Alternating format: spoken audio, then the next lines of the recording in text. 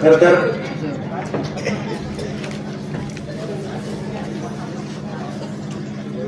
आजच्या कार्यक्रमाला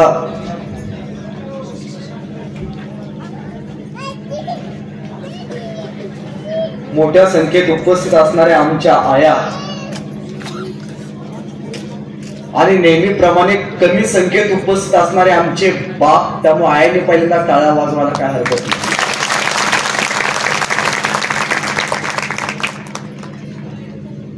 विघ्नहर्ता ग्रुप कुमठे यांच्या वतीनं गणरायांच्या जयंतीनिमित्त आज तुम्ही मला सर्वांनी आमंत्रित केला, त्याबद्दल सर्व गावकऱ्यांचं पहिल्यांदा मनापासून आभार व्यक्त करतो. पहिल्यांदा सांगतो, तुमच्यासाठी 150 किलोमीटरचं अंतर पार करून आलो. टाळ्या वाजवल्या तर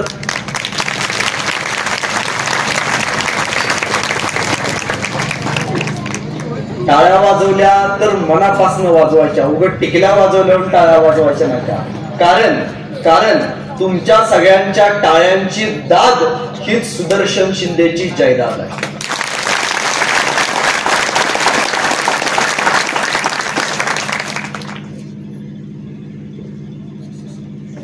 गेली एक महिन्यापूर्वी मला फोन आला होता की दादा आमच्या गावामध्ये आपण कार्यक्रमासाठी याल का? मी म्हणलो ठीक आहे, येऊन जाईल. कार्यक्रमाची वेळ किती? ते म्हणले कार्यक्रम ठीक 8 वाजता चालू होणार आहे. माणसानं आयुष्यात कशाचाच भ्रष्टाचार करू नये, त्यातल्या त्यात वेळेचा तर अजिबातच करू नये. खर तर औंधच्या रोडचा प्रसाद, त्यामुळे यायला थोडासा उशीर झाला, त्याबद्दल सर्व गावकऱ्यांची दिलगिरी व्यक्त करतो. पण असं म्हटलं जातं की भगवंतापर्यंत जाण्याचा मार्ग खडतर असतो. कदाचित या सगळ्या भगवंतापर्यंत येण्याचा मार्ग सुद्धा खडतर असावा, त्यामुळे येण्यासाठी उशीर झाला. मी म्हणलो कार्यक्रमाचं टायमिंग किती आहे? ते म्हणजे सायंकाळी 8. मी म्हणलो सायंकाळी 8 का ठेवले? कार्यक्रमाचं टायमिंग निदान सायंकाळी 9 तरी ठेवा, 9 नंतर तरी ठेवा. ते म्हणले 9 का? नाही म्हणलं संध्याकाळी 7:30 ते 9:30 आमच्या महिलांचा वेळ टीव्ही बघायचा असतो. राधिका, शनाया, राणादादा, पाठक मॅडम, एवढे चिकने चेहरे असताना आमच्यासारखा ओबड दोबड चेहरा कशाला बघावा, अत्याचार कशाला करावा असं वाटलं. पण वेळात वेळ काढून तुमच्या गावची माऊली राजा शिवछत्रपती ऐकायला आली, त्याबद्दल सर्व माय माऊलींचं मनापासून आभार व्यक्त करतो. आपण सगळी महाराजांना अनुभवायला आलेली माणसं आहोत. छत्रपती शिवाजी महाराज हे नाव युगानुयुगांना आज प्रेरणा देते. याच नावाने या महाराष्ट्राची अनेक राजकारणाची सुद्धा समीकरणं बदलली. माझे एक अत्यंत लाडकी आणि सुंदर कथा मी नेहमी सांगत असतो की तुम्ही कधीतरी पंढरपूरला गेला तर पंढरपूरला एक देव आहे. त्या देवाचं नाव पांडुरंग, ज्याला परमात्मा विठ्ठल असं म्हटलं जातं. त्या पंढरपूरच्या विठ्ठलाला जात असताना आमची वारकरी मंडळी रामकृष्ण हरीच्या गजरात जाते. आपण रामकृष्ण हरीच का म्हणतो? कारण वारीची वाट सुखकर व्हावी, त्याच विठ्ठलाचं प्रतिरूप आहे. ते म्हणजे दक्षिण भारतात त्याला बालाजी असं म्हटलं जातं. आता बालाजी या शब्दाचा अर्थ मला असं वाटतो की बासुंदी, लाडू आणि जलेबी ज्याच्या घरात असतात ती सगळी लोक तिकडे जातात, कारण तो धनब्रह्म आहे. आणि पंढरपूरचा विठ्ठल हा नादब्रह्म आहे. जसं पंढरपूरच्या विठ्ठलाला जात असताना आपण रामकृष्ण हरीच्या गजरात जातो, तसं त्या बालाजीला जाताना लोक म्हणतात गोविंदा गोविंदा. काय म्हणतात? गोविंदा. कुमठेची लोक मुखी नाहीत ना? गोविंदा गोविंदा. मध्यंतरी माझ्या पेपरला एक बातमी आली होती की आपल्या प्रियकराला बरं वाटावं यासाठी एक प्रियसी तिरुमला ते तिरुपती उलट चालत गेली होती. मी म्हटलं आपल्याला पण बरं वाटावं, आपण सवच चालत जावं, म्हणून मी सवच चालत जायला निघालो. सगळी लोक म्हणायची गोविंदा गोविंदा, मी म्हणायचो गोविंदा गोविंदा. सगळी लोक म्हणायची गोविंदा गोविंदा, मी म्हणायचो गोविंदा गोविंदा. आपल्या इथे कोल्हापूरचा एक जिल्हा आहे, त्या कोल्हापूरची एक आजीबाई आली होती आमच्या सोबत. आता कोल्हापूरची आजीबाई ठसक्याशिवाय बोलणार नाही, आम्ही सगळे लोक म्हणायचो गोविंदा गोविंदा, त्या आजीबाई म्हणायची आमचं पण तेच आहे. आम्ही सगळे म्हणायचो गोविंदा गोविंदा, त्या आजीबाई म्हणायची आमचं पण तेच आहे. बराच वेळ असं झालं, कट्ट्यावरती गेलो, ताक पिलो आणि मावशीला म्हटलं मावशी तुझं काय चालू आहे? आम्ही सगळे म्हणतो गोविंदा गोविंदा आणि तू म्हणते आमचं पण तेच आहे. ती म्हणली अरे लेका नो, तुम्ही ज्यांचं नाव घेता ना ते आमच्या ह्यांचं बी नाव तेच आहे म्हणून बोलतो आमचं बी तेच. विनोदाचा भाग सोडा. 392 वर्ष झाली छत्रपती शिवाजी महाराजांना या मातीमधून जाऊन. 392 वर्ष झाली छत्रपती संभाजी महाराजांना शेवटचं बघून. 392 वर्ष झाली या महाराष्ट्रानं संभाजी राजांच्या बलिदानाला शेवटचं समर्पण करून. 392 वर्ष झाली तानाजी बाजी यसाजी सारख्या मावळ्यांनी या मातीमध्ये रक्त सांडून. पण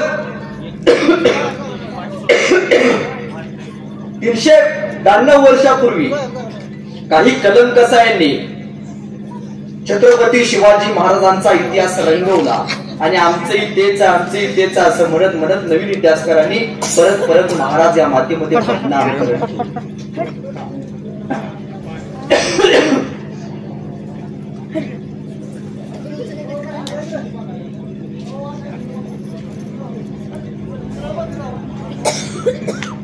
महाराज या मातीत बदनाम करत ठेवले. आपण महाराजांना काय म्हणतो? महाराज, छत्रपती शिवाजी महाराज हे नाव ऐकल्यावरती आपलं रक्त सळसळतं.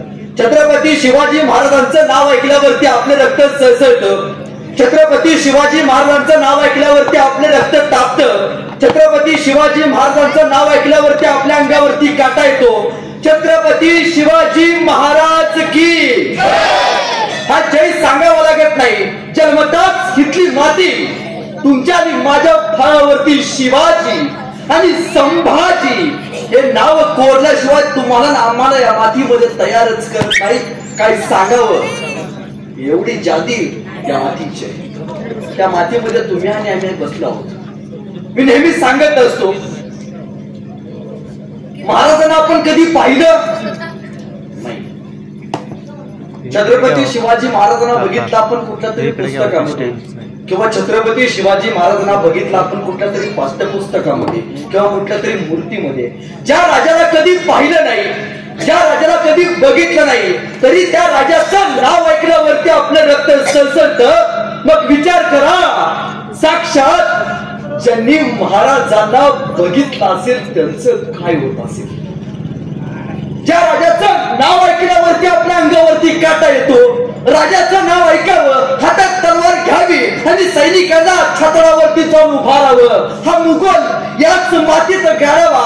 अरे महाराजांचं नाव ऐकल्यावरती आहे ना आलेलं संकट असं छातडावरती घेऊन मिरवावं आणि सांगावं याच मराठी भूमीत माझ्या राजानं बलिदान दिलंय, त्याच मातीत माझा जन्म झालाय.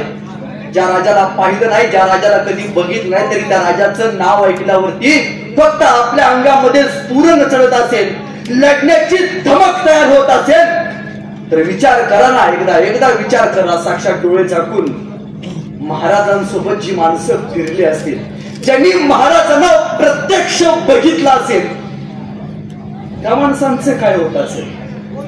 राजा आपल्या सोबत घोड्यावरती बसलाय, राजा आपल्या सोबत तलवार चालवतोय, राजा आपल्या सोबत गनिम कापतोय, राजा आपल्या सोबत गोरगरिबाची भाकरी खातोय, राजा आपल्या सोबत मातीसाठी बलिदान समर्पित होतोय, राजा आपल्यासाठी गोरगरिबाचं आलेलं दुःख स्वतःवरती घेतोय.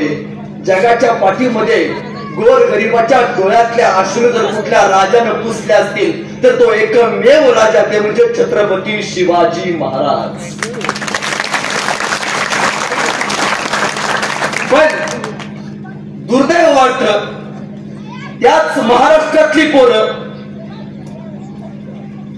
मध्यंतरी एक पिक्चर येऊन गेला पुष्पा नावाचा, चांगली चालणारी पोरं आमची सगळी लंगडी चालायला. अरे महाराजांनी घोड्यावरती बसून मर्दासारखं छताळ काढून जाणायला शिकवलं रे आपल्याला. आपल्या बाप दाद्यानं हातात समशेर कशी घ्यावी, समशेर कशी फिरवावी, अरे मर्दानकी कुठं गाजवायची तर मर्दानकी रणांगणात गाजवायची. त्या बापजाद्यांनी आपल्याला शिकवलं. त्या बापजाद्यांच्या रक्तात तयार झालेली तुमची नामची पिढी, त्याच बापजाद्यांच्या रक्तात तयार झालेली तुमची नामची पिढी ज्यावेळी एखाद्या बाहेरच्या अभिनेत्याचा जसा तसा अनुकरण करायला चालू करते त्यावेळी वाटतं की कुठेतरी चुकते. अहो बघा ना, त्या पिक्चर मध्ये एक डायलॉग होता, मी नेहमी सांगत असतो.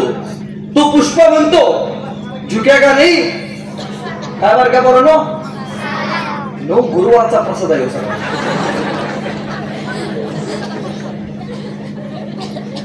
आरची कुठल्या गाडीवरून बसून येत होती? झिंग झिंग. आता मला सांगा, मासाहेब जिजाऊंच्या आईचं नाव काय रे? नाही माहिती आमच्या. जे पेरले ते उगवणार. झुकेगा नाही. पोरांनो एक लक्षात ठेवा, आज आमच्या दुर्दैव या सातारा जिल्ह्याचं, या महाराष्ट्राचं, आज आमच्या पोरांना 1 महिन्यापूर्वी आलेला पिक्चर झुकेगा नाही साला तो पुष्पा माहीत झाला.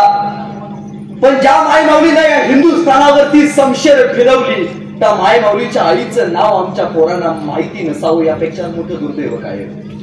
पोरांना एक गोष्ट नेहमी लक्षात ठेवा, तो पुष्पा मधला झुकेगा नाही साला म्हणणारा पुष्पा तुमचा आदर्श आहे का नाही मला माहिती नाही, पण वयाच्या 32व्या वर्षी औरंगजेबासमोर उभारून औरंगजेबाला अवकाश दाखवून झुकेगा नाही साला म्हणणारा संभाजी राजा पोरांनो तुमचा.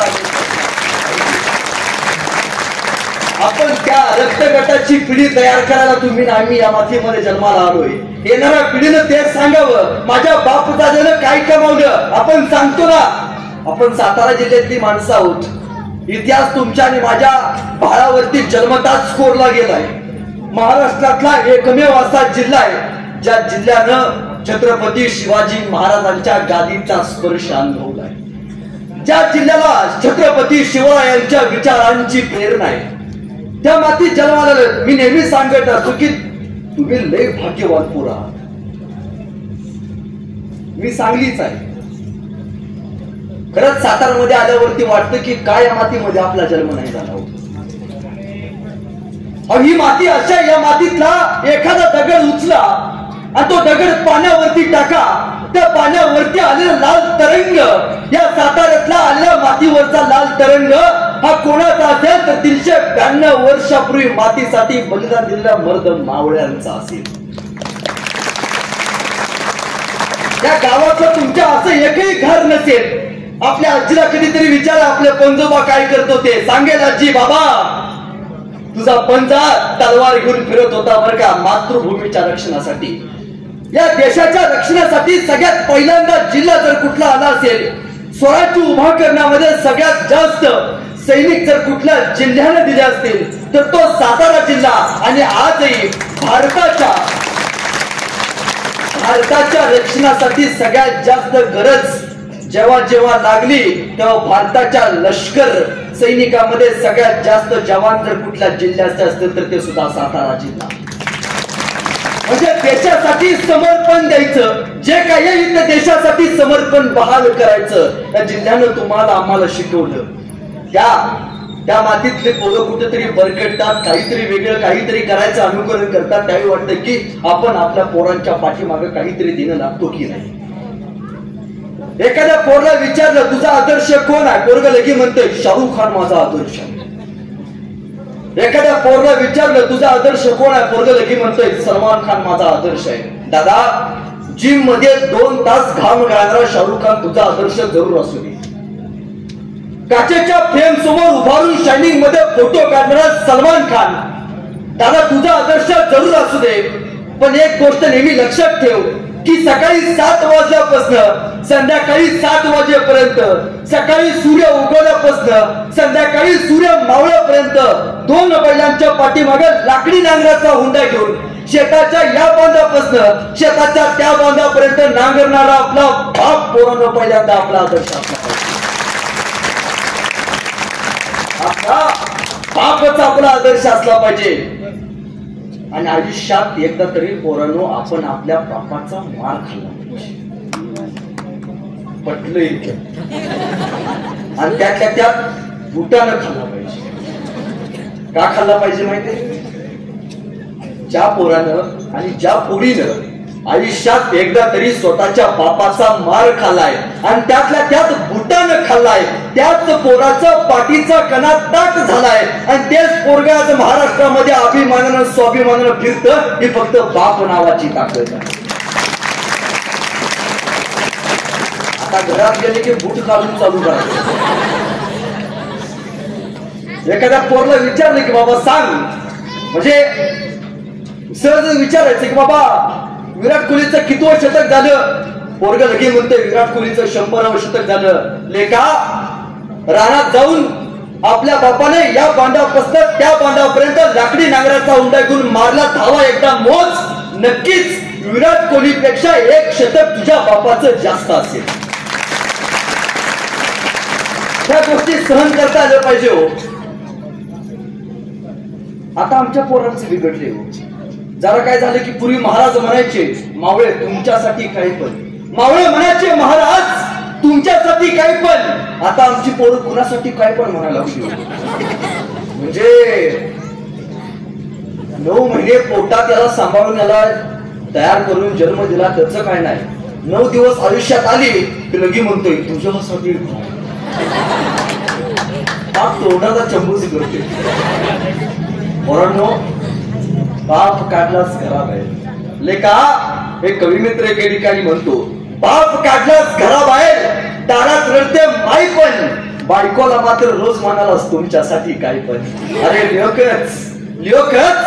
लोकच पोटाला जन्माला यावा म्हणून हिने किती केलते नवस.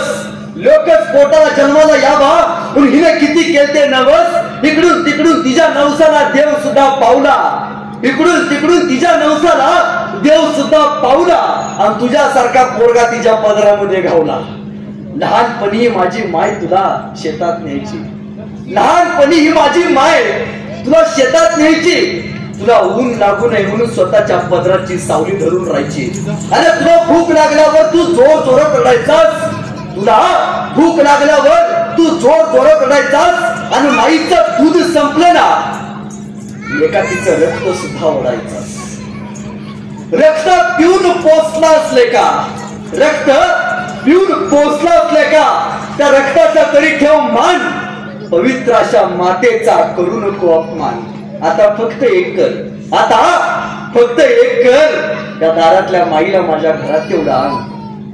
या दारातल्या माईला माझ्या घरात तेवढा आण.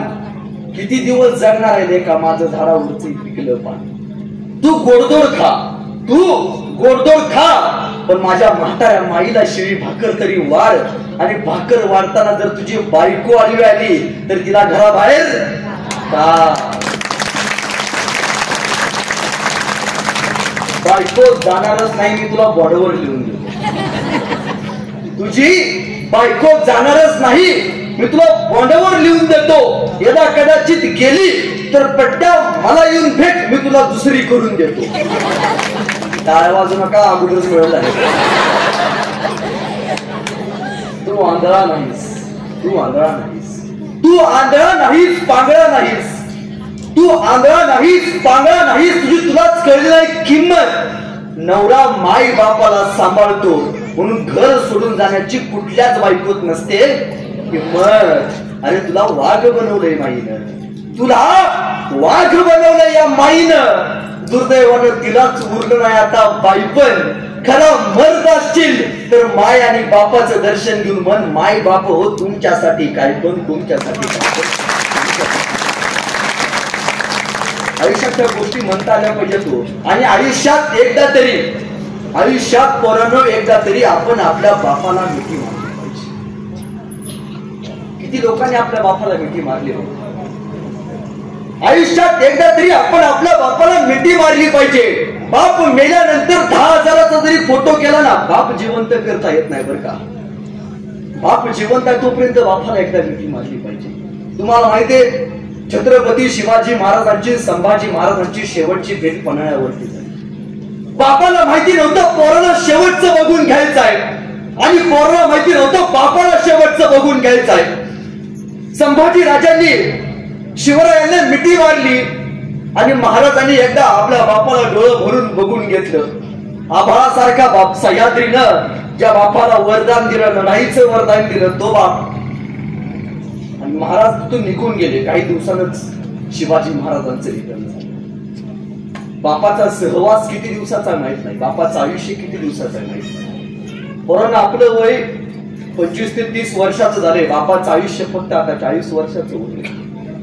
40 वर्षात बापानं आपलं नाव सांगावं, 40 वर्षात बापानं आपल्याला एकदा तरी खांद्यावरती घेऊन मिरवावं, आयुष्यात स्वतःचं कर्तृत्व एवढं तरी सुंदर करावं, यासाठी आपण जगलं पाहिजे. आणि मी नेहमी सांगत असतो की आपण मदर जेला फादर जेला फक्त स्टेटस ठेवून उपयोग नाही, आपण आई वडिलांबद्दल प्रेम व्यक्त केलं पाहिजे. किती मुले आहेत, छातीवरती हात ठेवून सांगा तुमच्या गावातल्या किती मुलींनी विचारले कधी आईला, आई वर्षभर मला तू डबा करून दिलीस, वर्षभर मला मोठं करण्यासाठी फाटकी साडी घालून फिरलीस. भाऊकीतल्या बायका चांगल्या चांगल्या साड्या घालून फिरायच्या, पण आपली परिस्थिती नव्हती, तू मला फाटक्या लुगड्यात सुद्धा मला संसार चांगला करून मला सांभाळलीस. प्रत्येक दिवाळीला आई न चुकता तुम्हाला ड्रेस घ्यायचीस. आईला कधी विचारलं या दिवाळीला तुला ड्रेस घेऊ का म्हणून? मला ड्रेस नको बर का, नाही विचारत आपण, फक्त आय लव्ह यू मदर्स डेला स्टेटस टाकतो, संपला इतिहास आपला. बापाचा स्टेटस टाकतो फादर डेला, आय लव्ह पप्पा. बापाला कधी म्हणाले बाबा वर्षभर फाटका बनेल घातला बर का, वर्षभर जीज राबला बर का माझ्यासाठी, या फादर डेला या दिवाळीला मला कपडे नको बर का, तुम्हाला कपडे घ्या बर का, कधी विचारले का? नाही विचारत. आपण कसलं प्रेम करतो?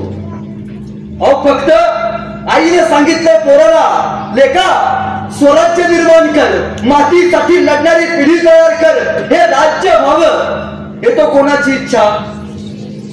स्त्री म्हणजे कोण? आई. आपल्या आईचं स्वप्न पूर्ण करण्यासाठी आईने 12 ते 13 वर्षाचं पोरग, मिसळून न फुटलेलं पोरग रायरेश्वराच्या मंदिरामध्ये जातं, शपथ घेतं आणि हिंदवी स्वराज्य आईच्या स्वप्नासाठी उभं करतं. एवढा मोठा आदर्श तुमच्या माझ्या पुढे महाराजांनी घालून दिलाय. या महाराजांचं चरित्र ऐकत असताना, वाचत असताना फक्त अफजल खानाचं पोट आणि शाहिस्ते खानाचं बोट इथपर्यंत न वाचता महाराजांच्या विचारातनं काय घ्यायचं आहे आपल्याला कळालं पाहिजे. 392 वर्षापूर्वीचा एक प्रसंग आहे. एक 12 वर्षाचं पोरग होतं आणि बाहेरच्या राज्यातनं एक महाराष्ट्रात आलं आणि एका शेतकऱ्याला भेटलं आणि शेतकऱ्याला म्हणालं, असा कोणी माणूस आहे, असा कोणी माणूस आहे जो लोककल्याणकारी काम करतो, रयतेचं काम करतो. 12 वर्षाचं पोरगाचं ते ऐकल्यावरती शेतकरी म्हणला, एक माणूस आहे. काय नाव त्या माणसाचं? त्या माणसाचं नाव शिवाजी राजा बर का. 12 वर्षाचं पोरग म्हणते, एकदा मला शिवाजी राजाला बघायचं बर का, कसा दिसतोय राजा, फार ऐकले त्याच्याबद्दल, सह्याद्रीच्या दरे खोऱ्यात राहतोय राजा, 32 मनाच्या सोनेरी सिंहासनावरती बसतोय राजा. एकदा फक्त महाराजांना बघायचंय मला. तुला राजाला बघायचंय होय? हा होयची. आमचा राजा स्वर्गात राहतो. स्वर्ग म्हणजे कुठं? आमचा राजा रायगडावरती राहतो. 12 वर्षाचं पोरग रायगड बघायसाठी या डोंगरात त्या डोंगरात पळत सुटलं, कडे कपड्यातनं गेलं रायगडाच्या पायथ्याशी गेलं. त्याला भेटले महाराजांचे सेनापती, महाराजांचे पी. सेनापतीने त्या पोरला अडकवलं. अरे काय काम काढलं? हा काय नाही जी, राजाला भेटायचं एकदा, शिवाजी राजाला बघायचंय. कुठं आलास रे? बाहेरच्या राज्यात आलो जी. काय करतोस? हा काय नाही जी, गाणं लिहितो, उत्तम कविता लिहितो. सेनापती म्हणजे गाणं लिहितोस, कविता लिहितोस, मग आमच्या राजांवरती एखादं सुंदर असं गाणं लिहिलं असतील की? 12 वर्षाचं पोरग म्हणलं, नाही बा, ध्यानातच नाही राहिलं.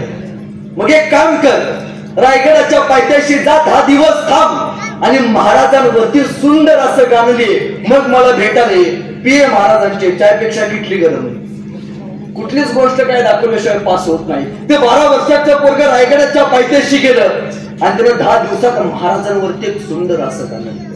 आणि ते आलं, सेनापतीला म्हणालं, सेनापती महाराजांवरती सुंदर असं गाणं लिहिलंय. सेनापती म्हणजे ऐकव. आता 12 वर्षाच्या पोरानं महाराजांवरती लिहिलं सुंदर असं गाणं ऐकवलं. सेनापती म्हणजे बहुत खूप, बोल तुला काय पाहिजे? मला राजाला भेट घालून द्यायचे बर का. त्या पोरला घेतलं आणि राजांच्या समोर जायला निघाला. ते गाणं आयुष्यात आपण एकदा तरी ऐकलं. ते गाणं आज ऐकल्यावरती आपल्या अंगावरती काटा येतो. ते गाणं महाराज जिवंत असताना, महाराजांच्या हयातीत लिहिलेलं एकमेव गाणं त्या पोराधर राजांच्या समोर आणून उभा केलं आणि सांगितलं सेनापतींनी, महाराज तुमच्यावरती उत्तम असं गाणं या 12 वर्षाच्या पोराने लिहिले.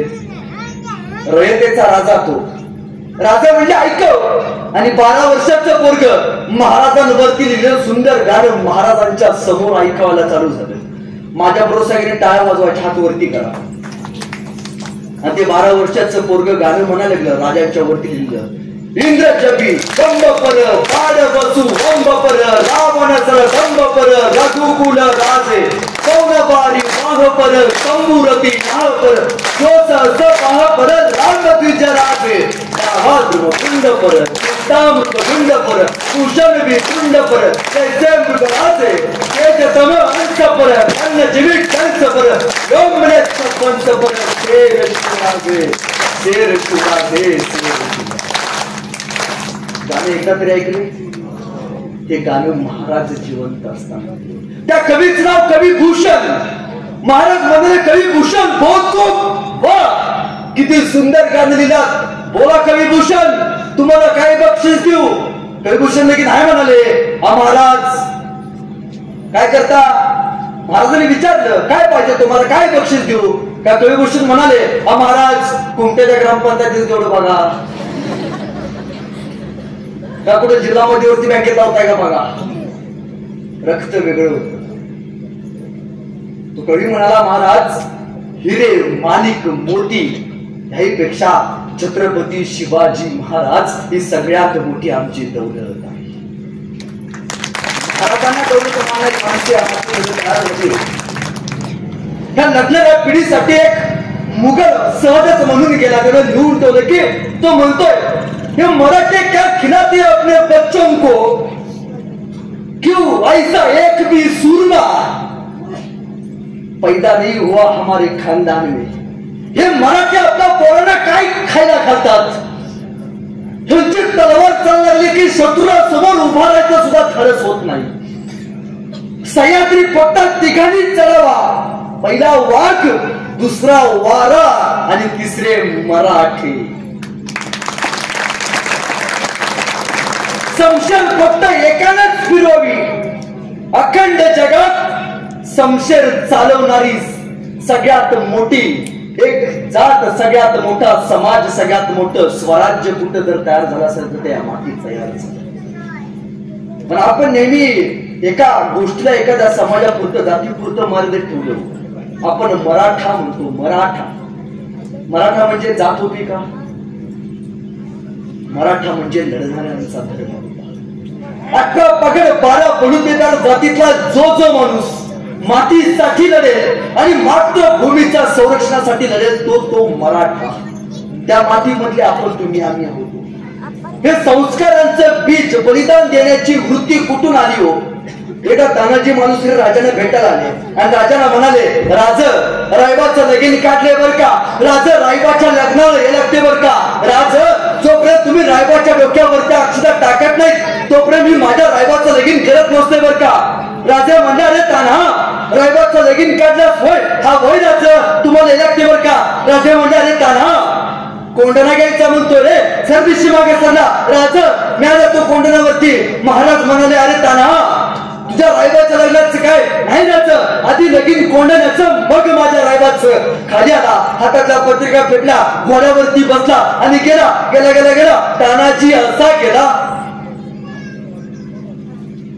की परत आलाच. घर आला पण समोर गेला. आमचा शिवाला महाराजांना भेटायला आणि राजांना म्हणतोय, राज एकदा संधी द्यावर करायचं, एकदा संधी द्यायचं. आजपर्यंत शिवा काशीत धावी म्हणून लय फिरलो राज. एकदा संधी द्या राज. शिवाजी राजा म्हणून म्हणतो, फक्त एकदा मारायची संधी द्या राज.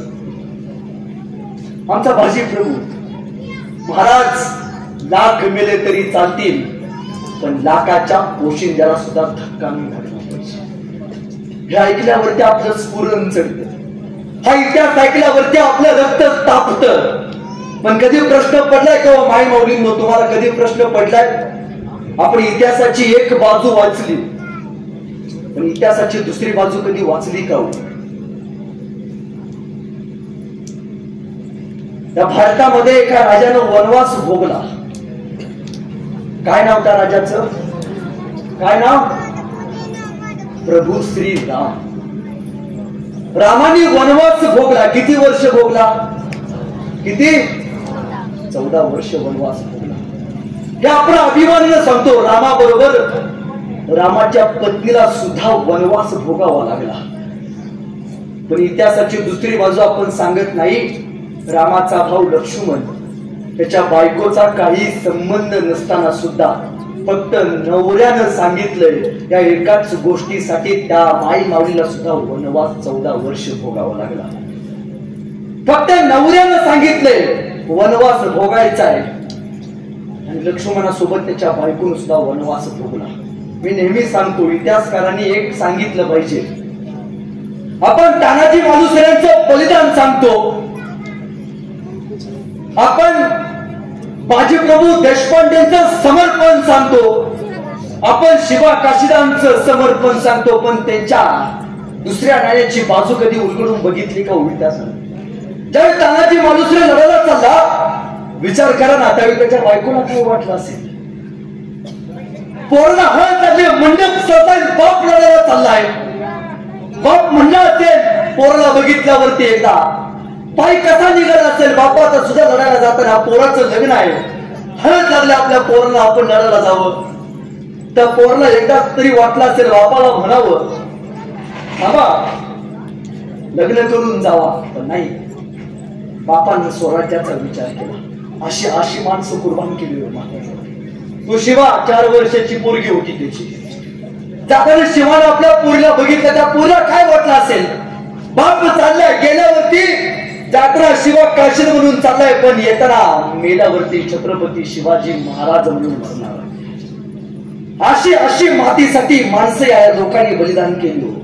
या हिंदुस्थानातल्या माई माऊलींच्या कपाळावरचं कुंकू जर कुणी शाबूत ठेवला असेल तर 392 वर्षापूर्वी छत्रपती शिवाजी राजांसोबत जे जे मावळे लढले, त्या मावळ्यांच्या तलवारीनं शाबूत ठेवले. सगळ्यात मोठी वस्तू असते. आपण महाराजांना लाडानं काय म्हणतो? शिवबा. काय म्हणतो? शिवबा. मग शिवबा कोणाला म्हणायचं? मला फार सुंदर वाटतं की शिवबा म्हणजे काय? शिवबा म्हणजे जिजाऊंच्या पोटी जन्माला आलेलं निरागस बाळ म्हणजे शिवबा. जिजाऊंच्या पोटी जन्माला आलेलं निरागस बाळ म्हणजे शिवबा. इंग्रजांचं फ्रेंच यासारख्या अत्याचारांचा करताना काळ म्हणजे शिवबा.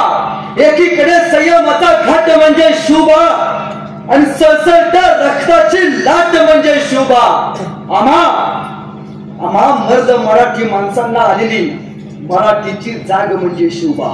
आम्हा मर्द मराठी माणसांना आलेली मराठीची जाग म्हणजे शिवबा. महाराष्ट्रातलं माणुसकी मोजण्याचं माप म्हणजे शिवबा. तुमचा, माझा आणि अखंड जगाचा बाप म्हणजे शिवबा. तुमचा, माझा आणि अखंड जगाचा बाप म्हणजे शिवबा. याच बापाला तुम्ही आणि आम्ही आज ऐकायला खरी अर्थाने इथं उपस्थित आहोत. महाराजांच्या काळातला फार सुंदर प्रसंग आहे. आपल्या इथं चाकणचा किल्ला आहे, कधीतरी बघू ना, बुळकोट किल्ला आहे. त्या चाकणच्या किल्ला चारी बाजूला खंदक आहे, आणि किल्ल्यावरती जायला यायला फक्त एकच लाकडी पूल आहे. चारी बाजूला खंदक, ते कॅनॉल सारखं खोदलं, त्याच्यामध्ये पाणी, त्याच्यामध्ये मगरी, आणि किल्ल्यावरती जायला यायला फक्त एकच लाकडी पूल.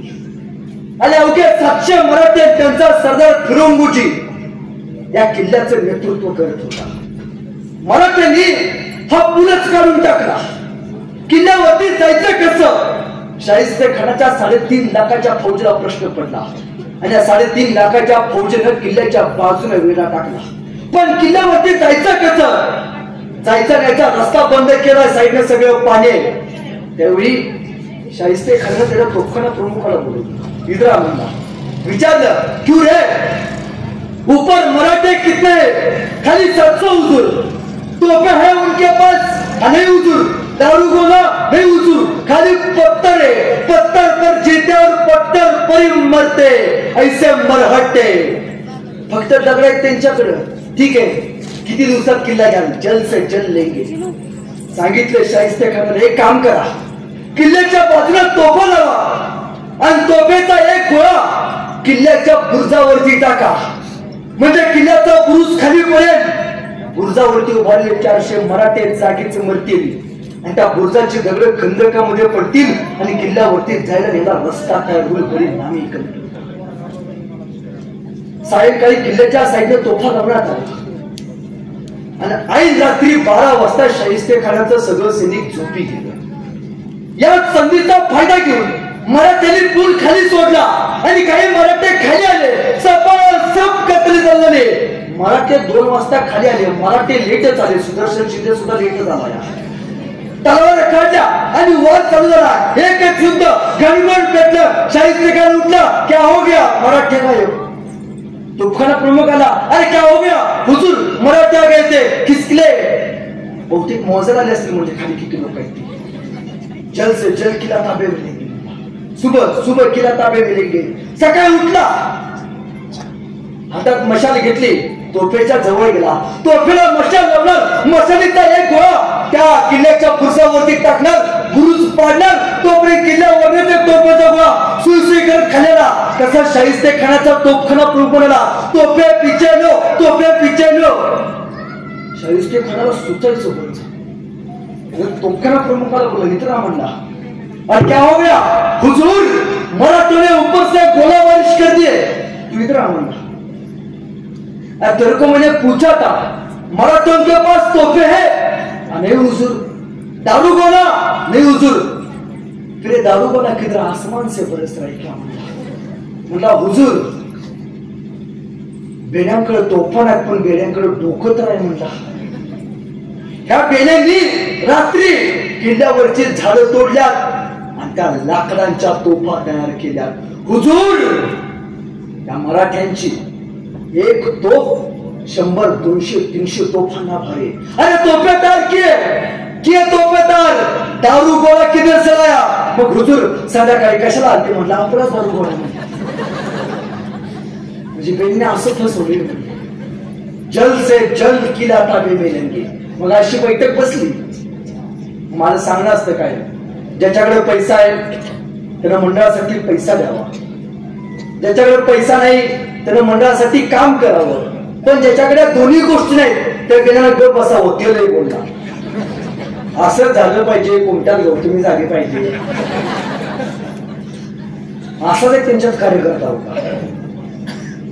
विचारलं, 2 वर्ष झाली लढतोय, किल्ला ताब्यात येईना. विचारतो शाहिस्ते खान, क्या किया जाए? एक जण उठला, हुजूर ऐसा करते. हा बोलू कैसा करते? म्हणला, हुजूर 2 वर्ष झाली लढतोय, किल्ला ताब्यात येईना. एक काम करूया हुजूर. हा बोलो, हुजूर या किल्ल्यासारखा दुसरा किल्लाच बनवतो. म्हणला, भटक्याला स्थापना होत्या या साक्षींच्या नाता लागता. म्हणला, तू चुप बैठ. म्हणला, पण या शाहिस्ते खानाला ती कल्पना पटली. त्याचं डोकं बघा. त्यानं काही सैनिक गोळा केले. त्यानं सांगितलं, आपण जिथं उभारलो इथं 40 फूट उभं आणि 70 फूट आडवं भुयार काढायचं. बरं ते किती मोठं? त्यातनं 5 ते 7 माणसं आत गेली पाहिजेत आणि ते भुयार बरोबर किल्ल्याच्या बुरुजाच्या खाली जाऊन निघालं पाहिजे. बरी नामी कल्पना. 400 मराठ्याची जिगरबाज पोरं. महाराजांनी सांगितलंय, रयतेसाठी लढायचं, आया माई माऊलींच्या कपाळावरचं कुंकू वाचावं यासाठी जगायचं. हातामध्ये समशेर घेऊन उभा होती. माहिती नव्हतं उद्याचा दिवस शेवटचा बघायचा आहे. या शाहिस्ते खानानं त्या काढल्या भुयारामध्ये सुरुंग पेरली. त्याचं मत असं सुरुंग पेटेल आणि किल्ल्याचा बुरुज खाली पडेल आणि किल्ल्यावरती जायला यायला रस्ता तयार. सकाळी उठला, हातात मशाल घेतली, घराच्या जवळ गेला आणि वाटीला मशाल लावली. एकाच आवाजाला डांगा देऊन किल्ल्याचा बुरुज खाली पडला. 400 मराठे जागीच रक्त बोंबाळ होऊन खाली पडले. किल्ल्याचे आता बुरुजाची सगळी दगड खंदकामध्ये पडली आणि आज ते कदम शाहिस्ते खानाचं 3 लाखाचं सैनिक किल्ल्यावरती जायला निघाले. पुरे फक्त 300 मावळे त्यांचा सरदार फिरंगोजी सैनिक किल्ल्यावरती आलं, तलवार काढा, सफल सब युद्ध पण जिगर होत नव्हती कोणाची समोर जायची. एखादा सैनिक समोर जायचा, तो फिरंगोजी फक्त वर बघायचा, 4 पाऊल मागे सरायचा. तो त्या दिवशी त्याला कळालं जगात सगळ्यांचा नाद करा पण मराठ्यांचा नाद करायचा. तो म्हणतोय जा, शाहिस्तेखान सांगतोय जा, पकडा त्याला ना ना हुजूर ना, हुजूर कहा भी भेजो, इस पत्थर दिल इंसान के सामने मत भेजना हुजूर. हुजूर ये इंसान नहीं शैतान है. अरे फिर हम कहा शैतान से कम है, फिर भी क्यों शिकस्त ना. जिगर होत नव्हती त्याच्या समोर उभा राहायची. शेवटी 3 लाखाच्या सैनिकांमध्ये 400 मराठ्यांचं बळ तोकडं पडलं आणि फिरंगोजी गिरफ्तार झाला. आज ते कदम शाहिस्तेखानानं सगळा किल्ला बघितला आणि फिरंगोजीच्या समोर उभा राहिला आणि शाहिस्तेखान म्हणतोय हे फिरंगोजी, अरे काय ना किल्ल्यात 2 बुर्ज आणि 4 भिंतर, 2 बुर्ज 4 भिंतरासाठी गेली 2 वर्ष झाली लढायचा. अरे काय ना किल्ल्यात. फिरंगोजी म्हणतोय हे शाहिस्तेखाना, हे दगडा मातीचे गडकोट नाहीत रे. त्या भिंतीला एकदा कान लावून बघतो, तुला मावळ्यांच्या तलवारींचा आवाज आल्याशिवाय राहणार नाही. या प्रत्येक पत्थर आणि पत्थरावरती माझ्या राजाचा स्पर्श झालाय. तो फडफडणारा भगवा, त्या भगव्यासाठी लढत होतो. शाहिस्तेखान म्हणला वा, मला तुझी जिगर आवडली, जा मी तुला जिवंत सोडतो. गबगबल्या डोळ्यांनी फिरंगोजीने मिळलं सगळ्या सरदारांची प्लेट खांद्यावरती घेतली. तो फडफडणारा भगवा, तो भगवा फिरंगोजीने स्वतःच्या खांद्यावरती घेतला आणि जड अंत्य करणारा फिरंगोजीनं गड सोडला आणि राजांच्या समोरून उभा राहिला आणि राजांना म्हणतो फिरंगोजी, म्या कम नशिबानं घर गमावलं राज, म्या कम नशिबानं घर गमावला. ही माझी बरकापूर जी काय शिक्षा द्यायची ती मला द्या राज. म्या कम नशिबानं गड गमावला राज. महाराज म्हणाले हे फिरंगोजी रडतोस कसला, किल्ला आज आहे उद्याही असणार आहे, पण शाहिस्तेखान आज आहे उद्या निघून जाणार आहे. किल्ला परत घेऊ.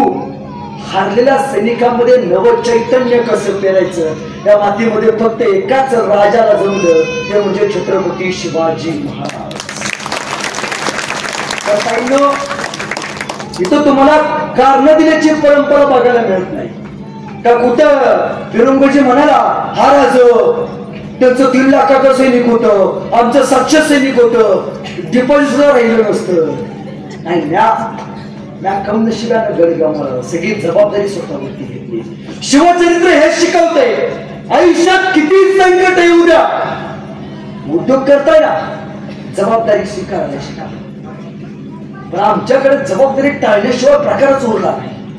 म्हणजे एखादी पोरगी बघायला जावं आणि 2 जण मित्र असावा, किंवा मित्र लगेच दुसऱ्या मित्राला म्हणतोय काय रे तुला कशी वाटते, अरे लगेच तुला करायचा की त्याला करायचा. जबाबदारी स्वीकारण्याची गोष्टच आमच्या पोरांमध्ये उरली नाही. संकट किती येऊ द्या, आयुष्यात आपल्याला अपयश किती येऊ द्या, हा समाज असा आहे की तुम्हाला टोमणे मारल्याशिवाय सोडणार नाही.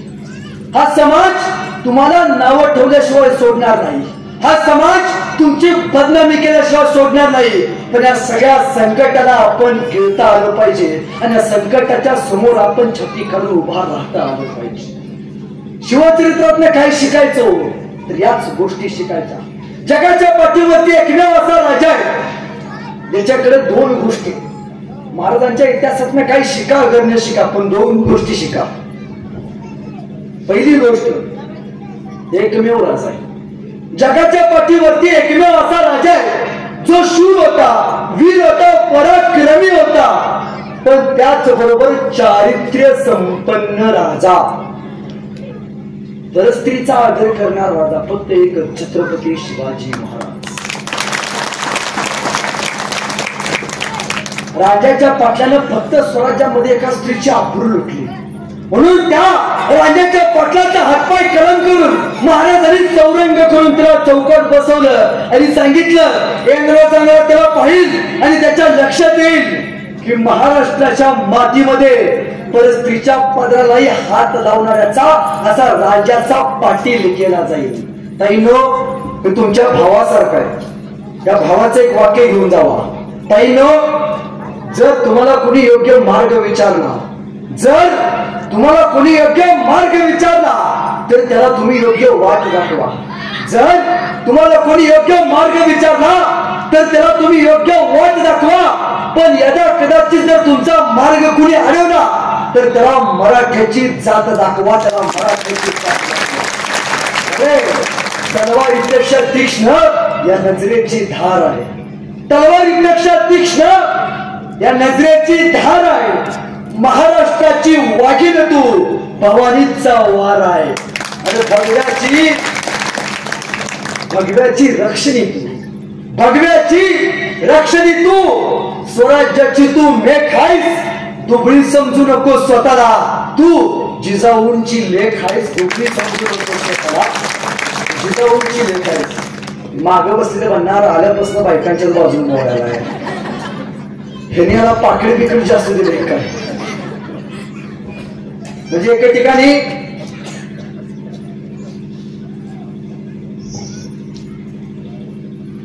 ठिकाणी असंच पुण्याला कार्यक्रमाला गेलो होतो आणि कार्यक्रम सुटल्यानंतर एक माणूस माझ्या पैशाला म्हटला, दादा तू नेहमी सांगतोस की स्त्रियांनी पुरुषांसाठी हे केलं, स्त्रियांनी पुरुषांसाठी ते केलं. एका वाक्यात पटवून सांग मला, स्त्रियांनी पुरुषांसाठी काय केलं. घरात गेला विचारतात की नाही, सांग तू माझ्यासाठी काय केलं. तर सांगा, स्त्रियांनी पुरुषांसाठी काय केलं. ऐका, हात तिचे, हात तिचे, पण बांगड्या मात्र दरनाजी तुमच्या नावाचे. हात तिचे पण बांगड्या मात्र दरनाजी तुमच्या नावाचे आहेत. कपाळ तिचं आहे, कुंकू मात्र दरनाजी तुमच्या नावाचा आहे. गळा तिचा आहे, मंगळसूत्र दरनाजी तुमच्या नावाचा आहे. पाय तिचा आहे, पैंजण मात्र दरनाजी तुमच्या नावाचा आहे. रक्त तिचं आहे, दूधही तिचंच आहे, पण पोरग मात्र दरनाजी तुमच्या नावाचा आहे. यापेक्षा स्त्रीने आणखी काय करावं, यापेक्षा स्त्रीने आणखी काय करावं. मग म्हणतो कोणी मला शिवाजी महाराज व्हायचा आहे, कोणी म्हणतो मला संभाजी महाराज व्हायचा आहे. तर त्याने एक वाक्य नेहमी लक्षात ठेवा, ज्याला बाईतली ताई कळाली तो मुक्ताईचा ज्ञाना झाला. ज्याला बाईतली ताई कळाली तो मुक्ताईचा ज्ञाना झाला. ज्याला बाईतली पत्नी कळाली तो सीतेचा राम झाला. ज्याला बाईतली पत्नी कळाली तो सीतेचा राम झाला. ज्याला बाईतली मैत्रीण कळाली तो राधेचा श्याम झाला. अहो, ज्याला बाईतली मैत्रीण कळाली तो राधेचा श्याम झाला. आणि ज्याला बाईतली आई कळाली ना तो जिजाऊचा शिवबा झाला. मी नाही हो, शत्रू सुद्धा म्हणतोय एकमेव राजा आहे जो चारित्र्य संपन्न राजा. शाहिस्तेखानाची बोट छाटली सगळ्याला माहिती, पण ज्यावेळी शाहिस्तेखानाची बोट छाटली त्यावेळी शाहिस्तेखान सगळीकडे धावत आणि पळत होता. त्यावेळी त्याच्याकडे त्याची बहीण आली आणि म्हणाली, हुजूर कैसा हो गया. होणारा दम सी बा मेरी छोटी बेटी को उठा कर ले गया. त्यावेळी शाहिस्तेखान तिच्या बहिणीला म्हणतो, चुप कर पगली, ये पगली तुम चुप कर. ये पगली, ये सीबा किसी की उंगली काट सकता है. ये सीबा किसी की उंगली काट सकता है. ये सीबा किसी की गर्दन मान सकता है, पर ये सीबा किसी औरत या लड़की पर कभी हाथ नहीं डाल सकता. प्रबोधनकर ठाकरेंचं फार सुंदर वाक्य आहे. प्रबोधनकर ठाकरे असं म्हणतात, दादावर तुमच्या चंद्रावर देखील डाग असेल, तुमच्या चंद्रावर देखील डाग असेल, पण छत्रपती शिवाजी महाराजांच्या चरित्रावर तुम्हाला एकही डाग बघायला मिळत नाही. मग परस्त्रीबद्दल आदर करावा हे महाराज पोटातनं शिकून आले का? कुठे शिकले? आईच्या संस्कारातनं शिकलाय राजा. महाराज लहान होते एकदा आणि काही सैन्य त्या मंडपाच्या आत महिलांचं नृत्य बघत बसले होते. स्वराज्य स्थापन व्हायचं होतं. मासाहेब जिजाऊ नुकत्याच या स्वराज्याच्या कार्यामध्ये लागल्या होत्या. तरी बाल शिवबा पडद्याच्या अजून त्या महिलांचं नृत्य बघत उभारले. ही खबर एका महाराजांच्या सेवेकरींनी, शहाजी राजांच्या सेवेकरींनी बघितली आणि ती सेवेकरी मासाहेब जिजाऊकडे गेली आणि जिजाऊंना म्हणाली, आऊसाहेब आपला शिवबा पडद्याच्या अजून महिलांचं नृत्य बघतोय. जिजाऊ तडक आल्या, बाल शिवबांच्या समोर आल्या आणि मासाहेब जिजाऊंनी बाल शिवबांच्या पाठीत एक धपडा टाकला आणि जिजाऊ म्हणतात, शिवबा तुम्हाला बायका नाचवणारा शिवाजी व्हायचं नाही, तर शिवबा तुम्हाला बायका वाचवणारा छत्रपती शिवाजी महाराज व्हायचा आहे. आता आमचं बिघडलेलं. पूर्वी लहानपणी, आता इथं अनेक मायमौली आहेत, पोरं रडायला लागली की तुम्ही काय करता, काय करायचा पूर्वी आजी, तर पोरं मांडीवरती घ्यायचा, त्याच्यापाशी गाणी म्हणायची, ती गेलं लगेच झोपायचं. आता आई काय करते, पोरग लढायला लागलं त्यापाशी काय ठेवते, मोबाईल. तर ती पोरगा असं बापाला मारल्याचं नाटक करते. बाप पण पोरला लगेच वाढदिवसाला बंदूक गिफ्ट करतो. पोरगा असं बापाला मारल्याचं नाटक करते, तर बाप मेल्याचं नाटक करते. त्यामुळे आईला हसायला येते. कुठला संस्कार करतो? कधी आपण आपल्या पोराच्या वाढदिवसाला एखादं महाराजांचं पुस्तक गिफ्ट दिलंय का? घरी गेल्यावरती आपल्या पोराला एक शिवरायांचं चरित्र भेट द्या आणि सांगा, वाच, याच चरित्रातलं शिवाजी राजा घडलाय, याच चरित्रातलं संभाजी राजा घडलाय, हे सांगा आपल्या पोरांना, आपल्या मातीला सांगा. हे ज्या दिवशी सांगाल, हे ज्या दिवशी पेराल, त्या दिवशी या मातीमध्ये तानाजी, बाजी, यसाची जन्माला आल्याशिवाय राहणार नाही. खर तर तुमच्या गावातल्या सगळ्या पदाधिकाऱ्यांचं, कार्यकर्त्यांचं मनापासून आभार व्यक्त केलं पाहिजे. काय केलं पाहिजे माहितीये? कारण महाराष्ट्रात अनेक कार्यक्रम केले, पण कुठं मागाशी सरांनी सांगितलं की कुठं नृत्याचे कार्यक्रम ठेवले जातात, कुठं डान्सचे कार्यक्रम ठेवले जातात, पण तुमच्या गावातल्या पोरांनी छत्रपती शिवरायांचा व्याख्यानाचा कार्यक्रम ठेवला. याचा अर्थ तुमच्या गावातली पोरं, माफ करा पण नाचणाऱ्या पाटलिनीचा आदर्श घेणारी पोर नाहीत, ती छत्रपती शिवाजी महाराजांचा आदर्श घेणारी. माझी मुली बरोबर लागली. मी कुठल्या धर्मावरती टीका करत नाही, पण मुस्लिम धर्माचा सण असतो ईद, कधी त्यांच्या लोकांना डॉल्बीच्या वरती नाचताना बघितले आपण? नाही बघत. ख्रिश्चन धर्माचा सण असतो नाताळ, कधी त्यांच्या लोकांना नाचताना बघितलं आपण? नाही बघत आपण. पण जो हिंदू धर्म, ज्या धर्मानं तुम्हाला आम्हाला जगायला शिकवलं, त्या धर्मातली पोरं ज्यावेळी डॉल्बीच्या वरती नाचतात, शिवजयंतीला नाचतात, काय वाटतं की कुठेतरी चुकते. महाराष्ट्रातल्या मायमौलींचं शिवजयंतीची मिरवणूक बघायचं धाडस होत नाही, या मातीचं दुर्दैव आहे. आमची गाणी कुठली लावली जातात? शिला जवान झाली, पिंकी पैसेवाली झाली, मुनी बदनाम झाली, आणि आपल्याच आया बहिणींची लक्षर आपण गावच्या विषयावरती टांगायला चालू केली. एक कवी मित्र एके ठिकाणी म्हणतो, वाईट वाटतं राज या जगात जगावं लागतं, वाईट वाटतं राज या जगात जगावं लागतं, आपल्याच आबरूची लक्षण आबरू झाकण्यासाठीच मागावं लागतं. राज आया बहिणी कुणी राहिली नाहीत राज इथं नाती, आया बहिणी कुणीच राहिली नाहीत राज इथं नाती. शासन करण्याला तलवारीचीच राजा गंजून गेले इथं पाती, आपलं ते पोरग दुसऱ्याचं ते कार्ट म्हणावं लागतं. वाईट वाटतं राजा जगात जगावं लागतं, वाईट वाटतं राजा जगात जगावं लागतं. एकमेव गोष्ट शिका पोरांनो आयुष्यात, परस्त्रीचा आदर करायला शिका.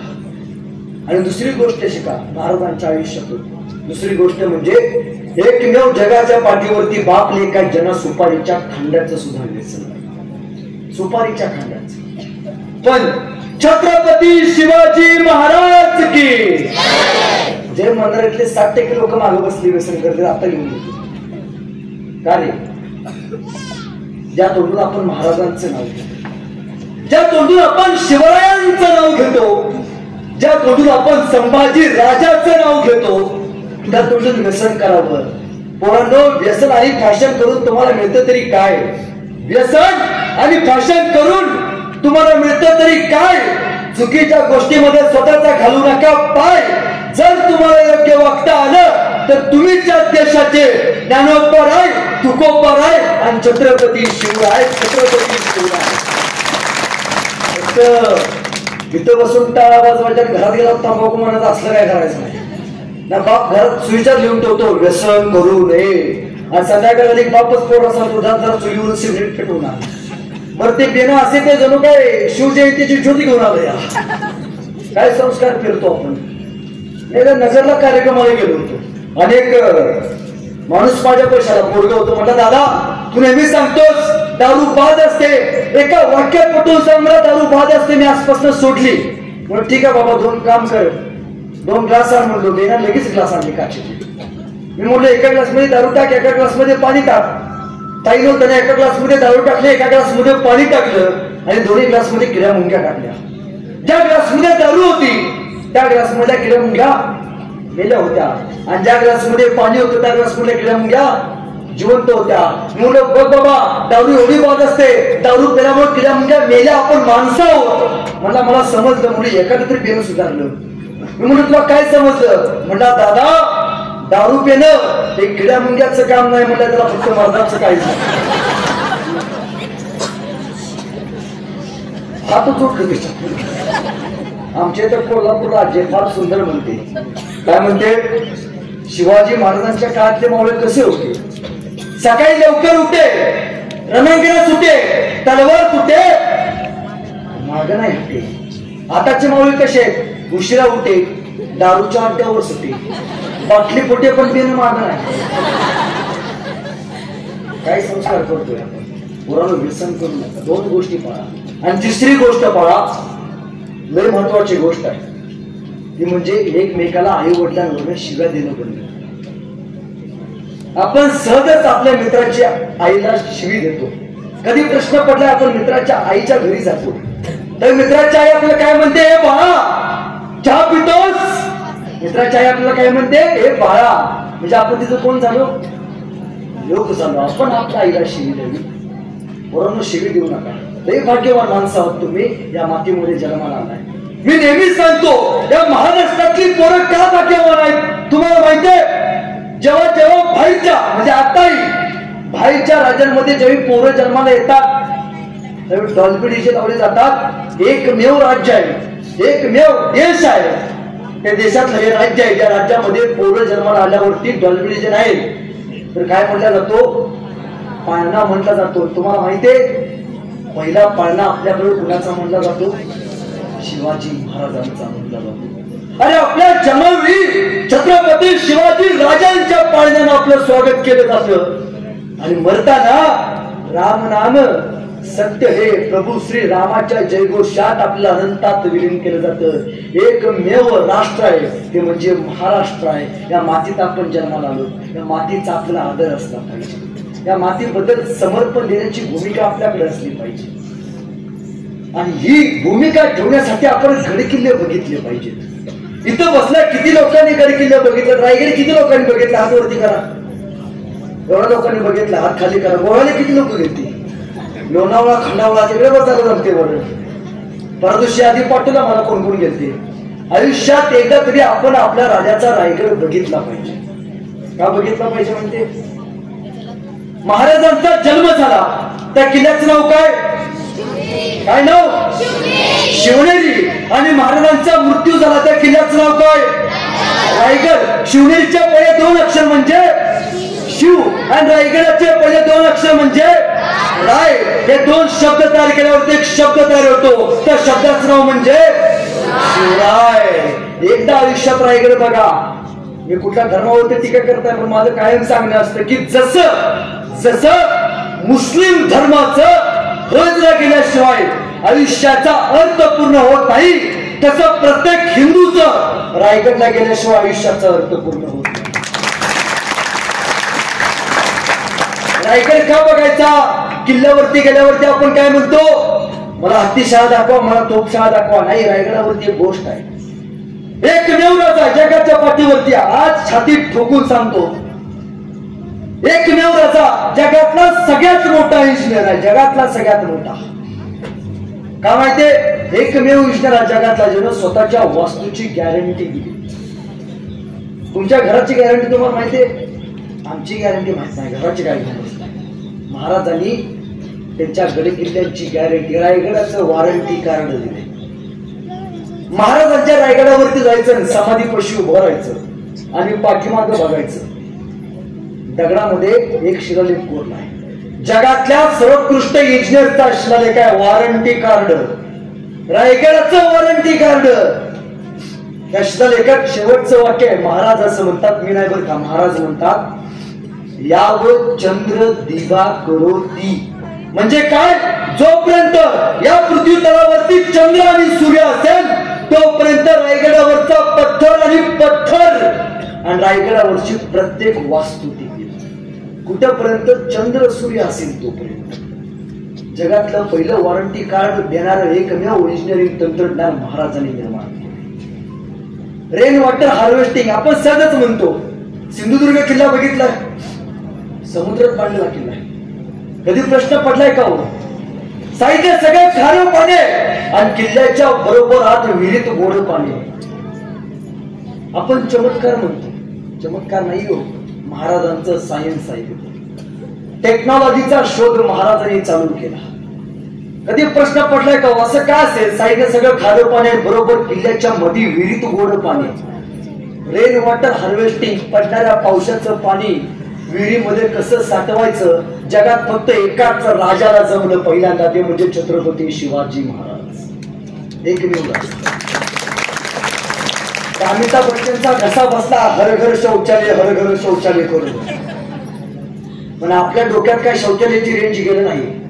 392 वर्षापूर्वी जगातला एकमेव राजा ज्याने शौचालयाचा शोध लावला. रायगडावरती जावा, महाराजांनी बांधलेली शौचालय आजही बघायला मिळतात. विष्ठेचं डिकम्पोजिशन कसं करायचं याचं तंत्र महाराजांनी तयार केलं. पाणी अडवा, पाणी जिरवा, योजना महाराजांची. ह्याची अडवा, त्याची जिरवा, योजना आपली. पण त्या किल्ल्यावरती जातो. आज महाराष्ट्रातले एवढे किल्ले, जावा किल्ल्यावरती कधीतरी बघा, कुठेतरी बदाम काढलेले असतात, कुठेतरी बाण काढलेले असतात. ते तुमच्या माझ्या बापजाद्याची जागीर नाही हो, या बापाची जागीर आहे. रक्ताचा थेंब आणि तेब या महाराष्ट्रातल्या प्रत्येक मावळ्यांनी या गडकिल्ल्यांच्या दगडांसाठी घालवलं आहे. मी अनेक वेळा बाहेर जातो, बाहेरचे गडकिल्ले बघतो. मागाशी सरांनी सांगितलं, ही खरी गोष्ट आहे. बाहेरचे लोकांना विचारा, सहज म्हणतात, बघ ना आमच्या देशातली महाल बघ, किती सुंदर महाल आहेत आमच्या राजांनी बांधलेत. तुझ्या राजातले गडकिल्ले बघ, तुझ्या राजाला आयुष्यात एकही महाल बांधायचा जमला नाही. मी म्हणलो बरोबर आहे बाबा, माझ्या राजाला आयुष्यात एकही महाल बांधला नाही. लाल महाल शहाजी महाराजांनी बांधला, महाराजांनी एकही महाल बांधला नाही.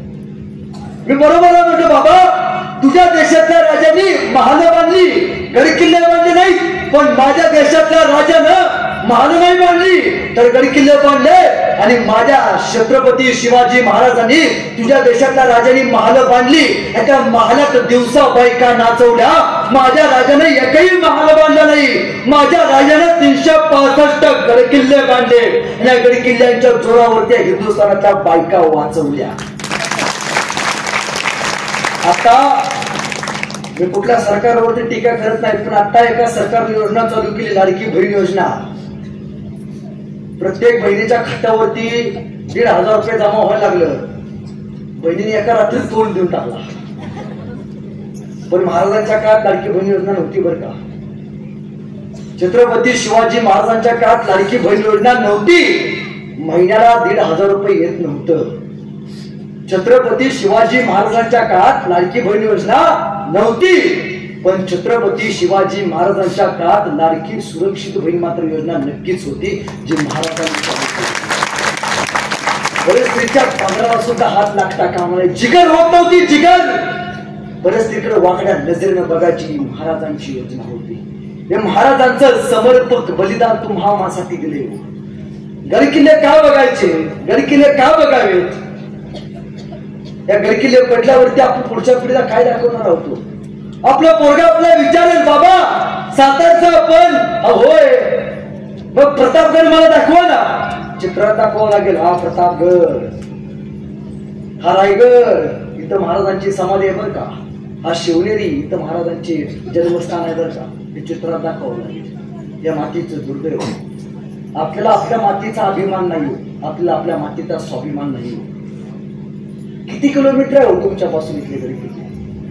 कधी वाटलं का हो गड किल्ले बघावे? कधी एकदा आयुष्यात मनाला विचारा प्रश्न, कधी वाटले आपल्या नवऱ्याला सांगावं बाबा काही दाखवू नको आयुष्यात, महाराजांचे गड किल्ले दाखव.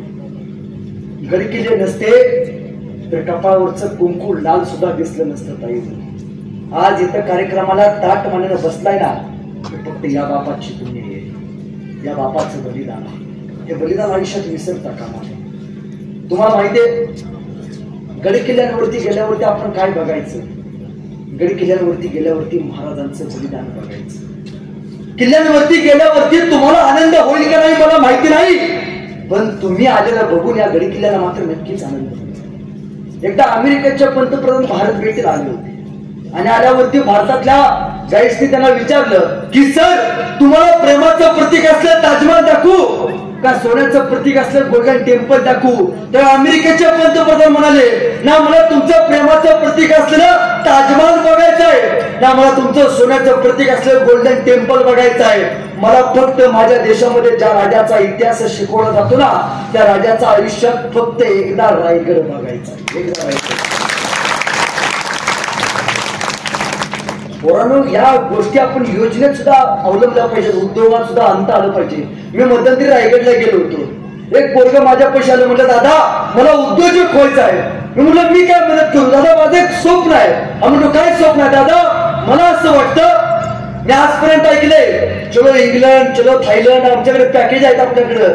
दादा मी एक काम करणार आहे, इंग्लंडला जाणार आहे तिकडे पॅकेज काढणार आहे, चलो रायगड चलो रायगड चलो रायगड. तिकडचे इंग्रज सगळे इकडे घेऊन येणार.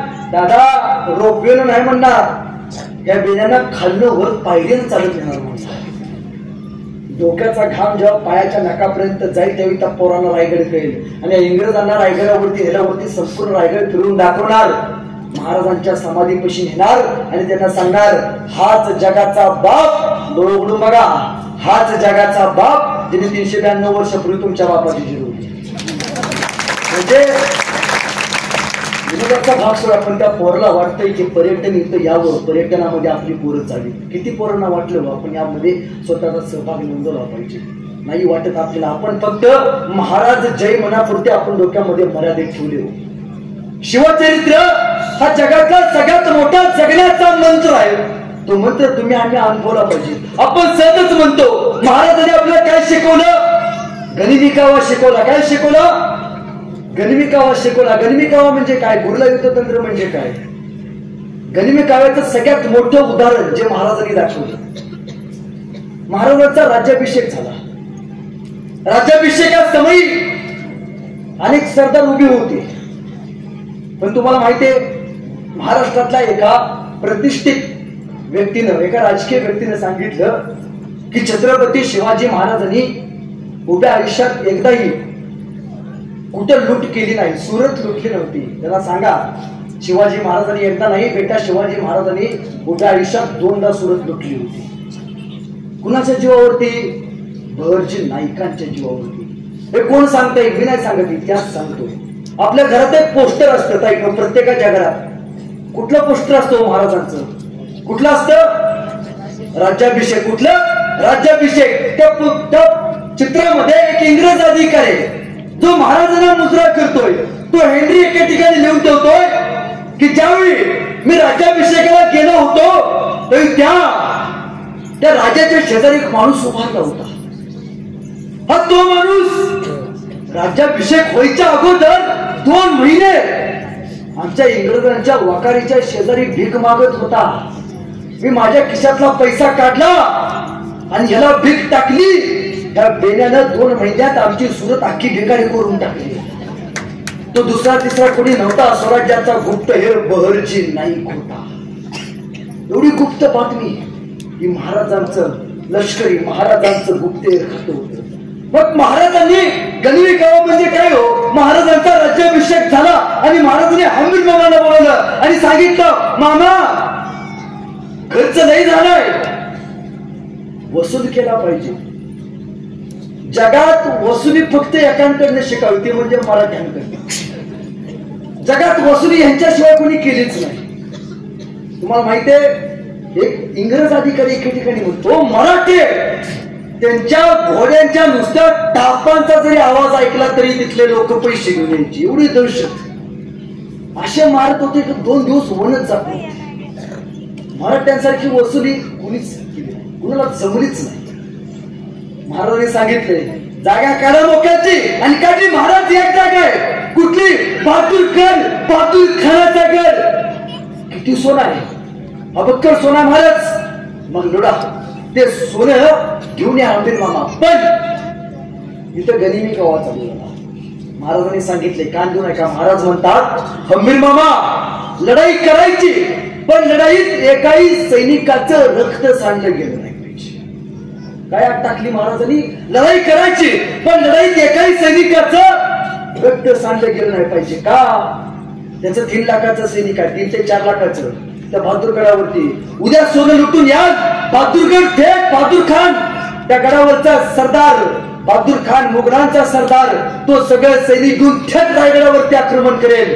रायगडावरती फक्त आपल्याकडे 40,000ची रिझर्व्ह फोर्स आहे, राखीव फौज.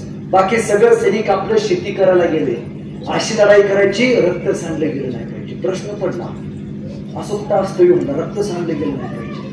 महाराजांनी सांगितलं हंबीर मामा एक काम करा तुमच्याकडे सैनिक किती? 60,000. महाराज मग माझ्याकडे 40,000 आहे. किती सैनिक झालं? किती झालं? 1 लाख. महाराजांनी सांगितलं हंबीर मामा एक काम करा बहादूरगडाच्या समोर 40,000 सैनिक 60,000 सैनिक तुम्ही उभा करायचं. बहादूरगडाच्या समोरच्या दरवाजासमोर पुण्याकडच्या बाजूला तुम्ही 60,000 सैनिक समोर उभा करायचं आणि त्यांनी समोरून बहादूरगडाच्या दरवाजाकडे आक्रमण करायचं आणि तुम्ही उरलेल्या 40,000चं सैनिक घेऊन बहादूरगडाचा मागचा दरवाजा कुरकुंभ या कुरकुंभ गावामध्ये तुम्ही उभा राहायचं. आणि ठरलं सूर्य उगवला आणि पहाटे 10 वाजता मराठ्या घोड्यावरती बसले. 60,000चं सैनिक बहादूरगडाच्या समोर आलं. हर हर महादेव छत्रपती शिवाजी महाराज की. लढाई होणार. सैनिक जवळ आलं तर एक सरदार पळत आला बहादूर खानाचा आणि बहादूर खाना म्हणतोय हुजूर मराठे आगे दिवसा. बहादूर खान म्हणतोय दिवसा ही बेनी दिवसा कधी येत नाहीत, रात्रीच येऊन कार्यक्रम करून टाकले. दिवसा आले किल्ल्यावरती 3 लाखाचा सैनिक आहे. यदा कदाचित ते 4 लाख तरी असतील. या बहादूर खाननं किल्ल्यावरचे वॉचमन गेटमॅन हवालदार कोतवाल पाक सगळे गोळा केले. सगळं सैनिक तयार झालं. मराठ्यांचं सैनिक समोर आलं. या बहादूर खानाचं सैनिक समोर गेलं. आता लढाई होणार. तलवार कन्या हर हर महादेव एकच गर्जना झाली. वाढ होणार. तोपर्यंत मराठ्याने रिव्हर्स गेअर टाकला. भाऊ मराठे पुढे बहादूर खान मागे, मराठे पुढे बहादूर खान मागे. मराठे काय बिल्ली वाटतं माझ्या 60,000 उघड डोक्याला ताप घेतला. आता माघार यायची नाही. तो जित्तम करत बहादूर खान बहादूरगडाच्या जवळ आला.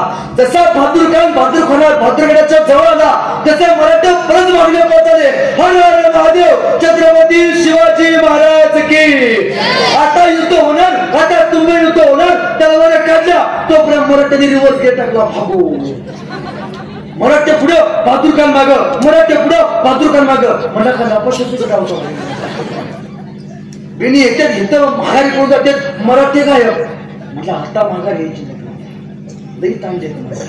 तू जितम करत तसा जो बहादूर खान बहादूरगडाच्या जवळ आला तसे मराठे परत मागणं पळत आले. हर हर महादेव नमो पार्वती पते. हर हर महादेव. तलवार काढल्या. वर होणार. तोपर्यंत मराठीने परत रिव्हर्स घेत टाकला. भाऊ मराठे पुढं बहादूर खान माग, मराठे पुढं बहादूर खान माग. त्यावेळी बहादूर खानाचा एक सरदार बहादूर खान म्हणाला हुजूर लय ताणले आता मागे यायची नाही. तू चूप पेट म्हणला. जातील तिथवर पिणी ताणायची म्हणला. जसं मराठ्यांनी 100 किलोमीटर अंतर पार केलं आणि मराठे जसे पुण्यात गेले तसं काही मराठे कात्रच्या घाटात, काही मराठे मावळकडे आणि काही मराठे स्वारगेटकडे गेले. त्याला काय माहितीये वारा वादळ आणि मराठे उभ्या जगात कुणाच्या बापाला सापडले. पण जसं मराठ्यांनी या बहादूर खानानं पुण्याची वेस ओलांडली तसं बहादूरगडाच्या पाठीमाग कुरकुंब गावामध्ये हंबीर मामा 40,000 सैनिक घेऊन उभा होते. थेट किल्ल्यावरती गेले. किल्ल्यावर कोण वॉचमॅन गेटमॅन थापड्या देऊन सुजवले. सगळं सोनं घेतलं. हंबीर मामा काय आणि बहादूरगड पूर्ण जितम करत आला. हा जसा बहादूरगडाच्या जवळ आला या बेण्याला फक्त धुरून दिसायला लागला. एक सरदार आला, चांगला सुजला होता त्याला. हुजूर, अरे क्या हो गया? हुजूर, मराठे आ गए. इधर आओ, मेरे पास आना. कौन आ गए थे? हुजूर, मराठे आ गए थे. क्या? तो हम किसके पीछे गए थे? मराठों के हुजूर. आया कौन था? मराठे हुजूर. बेनीने असं फसवले म्हणजे 60,000 सैनिक समोर घेऊन आले. सगळं सैनिकांचं पळवत नेलं आणि 40,000 सैनिक मागणं घेऊन किल्ल्यावरचं सगळं सोनं लुटून गेलं. जगातली एकमेव लढाई, रक्त न सांडली लढाई जी महाराजांनी करून दाखवली. याला गनिमी कावा म्हणायचा, यालाच गुरीला युद्धतंत्र म्हणायचं, जे महाराजांनी तुमच्या माझ्या मातीला शिकवलं. या महाराजांना आपण स्वतःच्या स्मरणात ठेवलं पाहिजे. जेव्हा मिर्झा या मातीवरती आला तर या मिर्झाला इथे रयत छायला चालू केले. त्यावेळी महाराजांनी तह केला आणि तहात महाराजांनी किती किल्ले बहाल केले? 23 किल्ले बहाल केले. उरले किती महाराजांकडे? फक्त 16 किल्ले. सगळे म्हटलं संपलं आता, काय नाही या माणसाकडं. डोक्याची केस उपडून घेऊन जा. अरे काय या माणसाकडं? ज्या माणसानं राणा वनातल्या शेतकऱ्यांच्या पोरांच्या हातात समशेरी दिला आणि त्यांना मातीसाठी लढायला शिकवलं, त्या शिवाजी राजाचं हिंदवी स्वराज्याचं स्वप्न भंगलं पण संपलं नाही. 9 वर्षांनी महाराजांचा राज्याभिषेक झाला. राज्याभिषेक शके नोंदाळे. महाराजांकडे 365 किल्ल्यांचं साम्राज्य. 365 किल्ले. आता आमच्या पोरांचं बिघडलंय होता येईल. जरा काय झालं, घे कचरा कर आत्महत्या. कोण नाही म्हणली घे बाटली कर आत्महत्या. अय कार्यकर्ते आत्महत्या करा, कार्यक्रम सुटल्यानंतर करा, कचऱ्याचे पैसे मी देतो. मरताना फक्त एकदा तरी छत्रपती शिवाजी महाराज आठवा बरं का. मरताना एकदा तरी डोक्याच्या केसापासून पायाच्या नकापर्यंत ज्या राजानं चांगलं सोडून घेतलं, हनुमानला सिंदूर फसावा तसा संभाजी राजा दिसत होता, त्या राजाला एकदा आठवा बरं का आणि मग आत्महत्या करा. आज आमच्या पोरांचं आयुष्य स्टेटस ठेवण्यात चाललंय. मला प्रश्न पडतो कधी कधी, आता आपल्याकडे ग्रुप असतात की रावण साम्राज्य, तर रावणाच्या काळात व्हॉट्सअप असतं त्यानं काय स्टेटस टाकलं असतं? रावण साम्राज्य नाद केला पण वाया नाही गेला. पोरांना स्टेटस ठेवत बसू नका. आयुष्यात स्वतःचं स्टेटस असं निर्माण करा की लोकांनी तुमचं स्टेटसला ठेवलं पाहिजे. 392 वर्षापूर्वी या हिंदुस्थानाच्या मातीत असा एक राजा होऊन गेला, ज्या माणसाने स्वतःचा स्टेटस निर्माण केला. 392 वर्ष झाली. आज इथली माणसं स्वतःच्या स्टेटसला त्या माणसाचं स्टेटस ठेवतात. The name of Chhatrapati Shivaji Maharaj.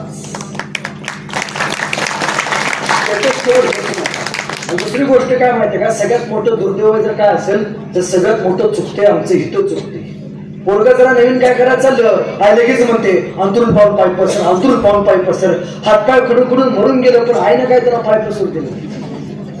पोरगा लगे म्हणतो आई गावात चहाचा स्टॉल टाकतोय बर का. आई लगे म्हणतो हे शिंदे आहे आपण, पाटील आहे आपण, चहाचा स्टॉल. पोरांच्या पाठीमागे पोरांना लाज वाटते ना धंदा करायची. 300 किलोमीटर नंतर कुठलाही धंदा करा, आयुष्यात यशस्वी व्हा. का 300 किलोमीटर नंतर पोरांना आपली लाज संपते. यशस्वी व्हायला शिका. सुरुवात करताना छोटी करा, नक्की करा, पण त्या छोट्या साम्राज्याचं मोठ्या साम्राज्यात विस्तारित रूपांतर करायला शिका. अहो महाराजांनी सुद्धा छोटे साम्राज्य उभा केलं की 20 मावळ्यांच्या जीवावरती शपथ घेतली आणि हिंदवी स्वराज्यात अखंड हिंदुस्थानात महाराजांनी भगवा फडकवून दाखवला. पण हे करत असताना तुमच्या वाटेला बदनामी नक्की येईल. जो माणूस यशस्वी होतो त्या माणसाच्या वाटेला बदनामी येते. संभाजी राजांना सुद्धा बदनामीचा सामना करावा लागला. तुम्ही आम्ही माणसं आहोत. जर आता आपल्या इकडे बरं आहे, आया आपल्या पोरांना शिवाय देऊन बोलवत असतील, पुण्या मुंबईला जातो बायका कशा कौतुक करतात आपल्या पोरांचा, आमचा राहुल ना कुणाच्या अड्ड्यात जात नाही, कुणाच्या मध्यात जात नाही. काय चाटायचं आहे का त्याला, कुणाच्या अड्ड्यात जात नाही, कुणाच्या मध्यात जात नाही. जिजाऊ म्हणजे असते तर आमचा शोभा ना कुणाच्या अड्ड्यात जात नाही, कुणाच्या मध्यात जात नाही. तो अफजल खान त्याच्याकडे वाकूसला बघत नाही. हिंदवी स्वराज्य उभा राहिलं असतं का, राहिलं असतं का? आईने सांगितलंय जा शिवाजीराजे, तुमचा भाऊ संभाजीराजे यांना फितुरीनं मारलं, उसनं फेडा महाराज. हे आईनं आपल्या पोराला शिकवते. आता आई आपल्या पोराला काय शिकवते, बाळा श्रीला चाललायस, होय आई, बाळा मधल्या शीटवर बस. का गाई ना, इष्टी पुढनं टुकली तरी माझं बेन सुरक्षित, इष्टी मागणं टुकली तरी माझं बेन सुरक्षित, माझं बेन जगलं पाहिजे, कोणत्याची बाकीची मरणार घ्यायचं. मला लय प्रश्न पडतो कधी कधी की आपण खरंच किती कुंकुत बुद्धीचे झालो. आपली वस्तू सुरक्षित राहावी वाटते, दुसऱ्याची सुरक्षित नाही होत. घरातला बल्ब कधी आपण फोडतो का, कधी फोडतो का? ग्रामपंचायतीचा एक तरी शिल्लक ठेवतो का? ज्या दिवशी ग्रामपंचायतीचा एखादा बल्ब शिल्लक राहील त्या दिवशी वाटेल की आपल्याला काहीतरी परिवर्तन आपलं तुमच्या माझ्या मनामध्ये झाले. ज्यावेळी महाराजांचा तळ झाला त्यावेळी महाराज कुठल्या किल्ल्यावरती होते? महाराज राजगडावरती होते. महाराजांच्या डोळ्यातनं आयुष्यात फक्त एकदा पाणी, उभ्या आयुष्यात फक्त एकदा, ते म्हणजे महाराजांनी तळ केल्यानंतर. तळ केल्यानंतर एक सरदार राजांकडे बघत होता, राजांच्या डोळ्यातनं पाणी आलं. तो पोरगा महाराजांच्या घोडशाळेत काम करायचं, ते पोरगा राजाला बघितलं, खाली आलं, घोड्यावरती बसलं आणि गेलं त्याच मिर्जाच्या छावणीवरती जाऊन तिथे उपटलं. पण त्या पोराला गिरफ्तार करण्यात आलं आणि मिर्जाच्या समोर उभा करण्यात आलं. मिर्जाने विचारलं, कोण जिगर, नाव काय तुझं? या करतोजी गुजर, एक बार संधी दे, मला तुझ्या सोबत काम करायचं आहे. अरे तू शिवाजी राजाचा माणूस आहेस, मराठा आहेस, हट मराठा, एक वेळ मरतील पण फुटतील कसले. तो म्हणतोय, करतो जी मिर्झा राजे, तुम्ही माझ्या राजाचे सगळे किल्ले घेतलात, माझ्या राजाकडे काही सुद्धा उरले नाही, एक बार संधी द्या काम करायची. पण मिर्झाला संशय, मिर्झानं या कडतोजीला 2 किल्ले जिंकायला सांगितले महाराजांचे. त्या कडतोजीनं स्वराज्याचे 2 किल्ले जिंकले, मिर्झाच्या ताब्यात आणून दिले. मिर्झाला या कडतोजीवरती विश्वास बसला आणि या कडतोजीला मिर्झानं स्वतःच्या छावणीला संरक्षण द्यायची नोकरी लावली. कडतोजीची नोकरी मिर्झाच्या छावणीच्या बाहेर पडली आणि मिर्झाच्या डोळ्यात एकच स्वप्न होतं, ज्या माणसानं माझ्या राजाच्या डोळ्यात पाणी आणलंय त्याच्या डोळ्यात पाणी आणल्याशिवाय मी शांत बसणार नाही. आणि झालं ठरलं, ऐन मध्यरात्री 2 वाजता या कडतोजीच्या मनातलं स्वप्न पूर्ण झालं आणि कडतोजीची नोकरी हुबेहूब मिर्झाच्या छावणीच्या आत पहारा द्यायची लागली. रात्री 2 वाजता पहारे बदलले गेले. कडतोजी आत गेला, तो मिर्झा बिन घोर झोपी गेला होता. कडतोजी आत गेला, कटार काढली आणि मिर्झाकडे बघत म्हणतोय, अरे ज्या माणसानं माझ्या राजाच्या जीवाला घोर लावला त्याला असं बिनघोर झोपी जाऊन दिला नाही. काढली कटार, वर करणार, तोपर्यंत सरदार म्हणाला मिर्झा, आणि कडतोजीचा हात वरच्या वरती पकडला. मिर्झा उठला, कोण जिगर, या कडतोजीवरती हात उगारायची कोणाची जिगर, बोल काय पाहिजे? कडतोजी म्हणतो, एक बार मिर्झा, एक बार माफी द्यावी. वाघ आणि मराठे उगा कुणी कोणाच्या नादाला लागत नाही. वाघ आणि मराठे उगा कधी कोणाच्या नादाला लागत नाहीत, पण आमच्या नादाला कोणी लागलं तर फाडल्याशिवाय आम्ही सोडत नाही. एक बार संधी द्या, एक बार मिर्झा, एक बार. कडतोजी गुजर, तुला काय आहे ते दाखवतो. वा, मिर्झानं आपली रजपुती तलवार मागवली. सगळे म्हटले या कडतोजीची गर्दन कलम केली जाणार. मिर्झानं ती रजपुती तलवार कडतोजीच्या हातात ठेवली आणि मिर्झा म्हणतोय, जा, मी तुला जिवंत सोडतो आणि जाऊन सांग तुझ्या राजाला, ज्या माणसाकडं तुझ्यासारखे निष्ठावंत मावळे त्या राजाच्या केसाला सुद्धा उभ्या आयुष्यात कधी धक्का लागणार. कर्तोजी माघारी आला, ती खबर महाराजांना कळाली आणि महाराजांनी या कर्तोजीचा सत्कार केला. आणि महाराज म्हणतात, वा कर्तोजी गुजर, तुम्ही काय प्रताप केलात. आजपासून तुम्ही कर्तोजी गुजर नाही, आजपासून तुम्ही स्वराज्याचे सरसेनापती प्रतापराव गुजर. या स्वराज्याचं संरक्षण तुम्ही करायचं प्रतापराव. आणि ठरलं, महाराजांचे अनेक गडी किल्ले जे मुघलांकडे होते ते गडी किल्ले जिंकून प्रतापरावांनी महाराजांकडे आणून दिले. एकदा बेलोल खान नावाचा मुघलांचा सरदार स्वराज्यावरती आला. ही खबर प्रतापरावांना कळाली, तलवार काढल्या, सपाट युद्ध झालं आणि बेलोल खान गिरफ्तार झाला. बेलोल खान प्रतापरावांचं पाय धरलं आणि म्हणतोय, राव एक बार एकदा माफी द्या, एक बार राव जिवंत सोडा. उद्या आयुष्यात तुमच्या स्वराज्याकडे येणार नाही, फक्त एकदा जिवंत सोडा. मराठी माणसं प्रेमानं बोलवलं तर अंगावरची कापडं काढून देणारी आमची जात.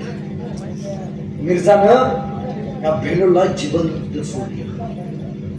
ही खबर महाराजांना कळाली. स्वराज्याचा राज्याभिषेक चालू आहे, महाराज छत्रपती होणार आहेत आणि त्यावेळी स्वराज्याचा राज्याभिषेक चालू असणार ही घटना घडली. आणि महाराजांनी प्रतापरावांना सांगितलं, प्रतापराव तुम्ही तर शिपाईगिरी केलात, सेनापतीगिरी कसली. प्रतापराव तो बेलोल सापाची जात आज ना उद्या करून दंश करणारच. प्रतापराव त्या बेलोलचं मस्तक छाटल्याशिवाय मला तोंड दाखवायचं नाही. महाराजांनी सांगितलंय, बेलोलचं मस्तक छाटल्याशिवाय मला तोंड दाखवायचं नाही. महाराजांचा राज्याभिषेक चालू होता, पण स्वराज्याचा सरसेनापती राज्याभिषेकाला उपस्थित नव्हता. एके दिवशी शेकोटी पेटवून सायंकाळी प्रतापराव गुजर बसले होते आणि खीर पळत आला आणि म्हणला, राव ओ राव, तो बेलोल परत स्वराज्यात आलाय. त्या पेटक्या पेटलेला त्या ठिणगीत ना एक ठिणगी प्रतापरावांची डोळ्यात घेतली आणि उठले आणि म्हणाले, कोण कोण आहे माझ्या सोबत. उभे राहिले 6 मावळे. अवघ्या 6 मावळ्यांना घेऊन प्रतापराव घोड्यावरती बसले आणि थेट त्या 4.5 लाखाच्या बेलोलच्या छावणीवरती तुटून पडले. अरे एक मराठा त्या 1 लाख मराठा 1 लाख सरदाराला ऐकत नव्हता. उगाच म्हणत नाहीत, मराठ्यांच्या नादाला कधीच लागायचं नाही, कारण हे कधीच उभ्या आयुष्यात जिवंत सोडत नाहीत. पण 4.5 लाख सैनिकांनी या 7 मराठ्यांना गिरफ्तार केलं. बेलोलनं प्रतापरावांची गर्दन कलम केली. प्रतापरावांची गर्दन मातीमध्ये खाली पडली. प्रतापरावांच्या तोंडात एक वाफ निघाली. वाफेबरोबर माती आकाशात उंच उडाली आणि उडणाऱ्या मातीला माझा प्रतापराव सांगत गेला, सांगा सांगा माझ्या राजाला, तुमचा प्रतापराव मातीत नाही गेला, तुमचा प्रतापराव मातीसाठी मेला. अरे मातीत मरणारे कैक असतात, पण मातीसाठी मरणारे फक्त मराठे असतात. हे सांगत दगडांवर दिसती अजून येतल्या टाचा, दगडांवर दिसती अजून येतल्या टाचा, ओढ्यांवर तरंगे अजून रंग रक्ताचा, क्षितिजावर उठतो अजून मेघ मातीचा, अध्यापक वीरांनी कोण वाऱ्यावर गात, वेड्यात मराठे वीर दौडले 7, वेड्यात मराठे वीर दौडले 7 मराठ्यांनी मातृभूमीसाठी बलिदान स्वीकारलं. महाराजांनी ह्या बलिदानाची जाणीव ठेवून औरंगजेबाला दरबारात त्याची अवकाश दाखवली. औरंगजेबानं महाराजांना मागच्या रांगेत उभं केल्यावरती छत्रपती शिवाजी महाराजांनी औरंगजेबाचा दरबार त्यागला आणि निघून गेले. आतापर्यंत अखंड हिंदुस्थानात औरंगजेबाची आतापर्यंत एवढी नामुष्की कोणी केली नाही. एकमेव राजानं केली, ते म्हणजे छत्रपती शिवाजी महाराज. बोलालो एक वाक्य शिका या गोष्टीतून. समोर कुठला का बादशाह असेल, समोर किती मोठा माणूस असेना, पण स्वाभिमानाला जर हात लागला तर समोरच्याचा बाजार उठवल्याशिवाय शांत बसायचा. स्वाभिमानाला हात लागला की सुट्टी. त्या राजाचं रक्त आहे, नाव अफजल खान. गर्वाचं घर खाली असतं आपण काय म्हणतो. तो अफजल खान, त्याचे एक सनद आहे. त्याचं मत असं होतं की जगातला एकमेव असा मी योद्धा आहे अफजल खान ज्याला कोणी मारू शकत नाही. एकमेव योद्धा आहे, देव जरी आला तरी अफजल खानाला मारू शकत नाही. 2 मिनिटात ठोकला शिवाजी महाराज, फक्त 2 मिनिटात. आयुष्यात स्वतःच्या कर्तृत्वावरती स्वतःला स्वाभिमान असतात. त्या गोष्टी शिका. गेली बऱ्याच वेळ झाले बोलतो, शेवटचे फक्त 2 मिनिटं गेली. ताईनो, व्याख्यानातून काही शिका अगर न शिका, फक्त एक गोष्ट घेऊन जावा. आज काळ बदललाय, आज तलवारीचा जमाना गेलाय. पोरांनो, आज पेनाचा जमाना आलाय. पोरांना आपण शिकलं पाहिजे. डॉक्टर बाबासाहेब आंबेडकर एके ठिकाणी फार सुंदर म्हणतात की शिक्षण हे वाघिणीचं दूध आहे, आणि जे पोरग वाघिणीचं दूध पिते ते गुरगुरल्याशिवाय. आज आमच्या पोरांचं सगळे टायरवाले, केरेचे, किराणा व्यवसाय, पटेल, हार्डवेअरची दुकानं, बोर्डिंगची, बांधकाम व्यवसाय, युपीची लोक, गौंडी सगळी बाहेरचे. आमची लोक कुठे आहेत? कॉलेजच्या कट्ट्यावरती बसायचं. ही आघाडी आली का, ती इष्टी गेली का. म्हणजे 2 मित्र असं रस्त्याने चालले असतात. एका मित्राच्या समोर आई येते, आता दुसरा मित्र त्या मित्राला म्हणतो काय काकू, मित्राच्या आईला बघून म्हणतो काय काकू, तब्येत बिब्येत पर्याय का. आणि घरी गेल्यावरती म्हातारी खुकलून मरते, तर तिला औषध आणून देतात. दलिंदर पिढ्या जमा तेच पोरग बस स्टँडवरती जातं. कुणाची तरी बस येणार असते, एका बस मधनं 4-5 मुली खाली उतरतात. ह्या बेनेला वाटतं तिच्याकडे बघून आपण स्टाईल मारली पाहिजे. हे बेन काय करतं, गाडीवरती बसतं आणि स्टाईल मारलं जातं. समोरने एक गाडी चालत असते, हे बाळं स्टाईलच्या नादात गाडीवरती बसून त्या गाडीच्या पाया पडते. आणि घरी गेल्यावरती बाप सांगतो जा जरा गोठ्यातल्या जनावराला चारा टाक. ते म्हणतो हे आपण असली कामं करतो. म्हणजे आपण काय करतोय, दुसऱ्याच्या माईला इज्जत देतोय आणि रस्त्यावरच्या गाईला नमस्कार करतोय.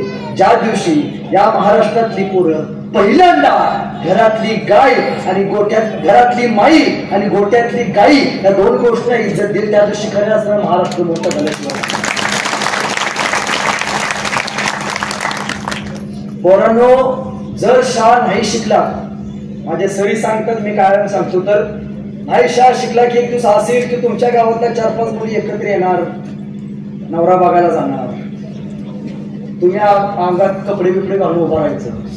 त्या येणार, तुम्ही आपलं कांदे पोळी घेऊन बाहेर यायचं. त्या पहिला प्रश्न विचारणार काय रे, नाव काय तुझं. तुम्ही सांगायचं ओंकार. ओंकार कोण नाही, तिथला ओंकार ना जाताना पाकडी घेऊन जायचं. दुसरा प्रश्न विचारणार, हे महत्वाचा, तुम्हाला माहित असेल स्वयंपाक बिपाक जमतो का नाही. लेखा हो होई म्हणला तर तुमची गाडी पुढे जाणार. म्हणजे आपल्या इकडं बैल बाजार भरतो, माहितीये का तुमच्याकडे बैल बाजार भरतो. कुठं भरतो, कुठं, कोरेगाव. साहेब, जर आपल्या गावातली पोरं नाही शाळा शिकली, कोरेगावच्या बैल बाजाराच्या शेजारी एक दिवस आपल्या पोरांचा बाजार भरावा लागेल. MA BA तोडगा इकणी आहे 50,000 रुपये, BA BA 30,000 रुपये, 12वी नापास तसाच नाही, 10वी नापास खुट्ट्या सकट नाही.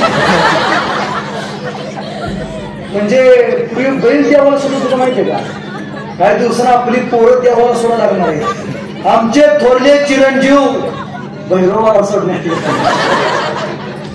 असं का झालं, असं का झालं. पोरांना पण शिकलो नाही. हो, खूप वाईट गोष्ट आहे. मला सांगा, आज इथं बसल्या अनेक मुले, आज 12वी पास एकतर मुलगी आहे का, सगळ्या MA BA. आता MA BA पोरगीला पोरगा कसला पाहिजे, निदान तहसीलदार तरी पाहिजे. आता मुलगी DA झाले, पोरगा कसला पाहिजे, निदान प्राध्यापक तर पाहिजे. मुलगी डॉक्टर आहे, पोरगा कसला पाहिजे? इंजिनियर तरी पाहिजे. तुमच्या गावात 4 वकील आहेत का? 4 वकील, 4 तहसीलदार आहेत, 4-5 तहसीलदार आहेत का? 4-5 कलेक्टर आहेत. हे कार्यकर्ते काय धरणात पण वजन करतात? 10वी 12वी 13वी झाली.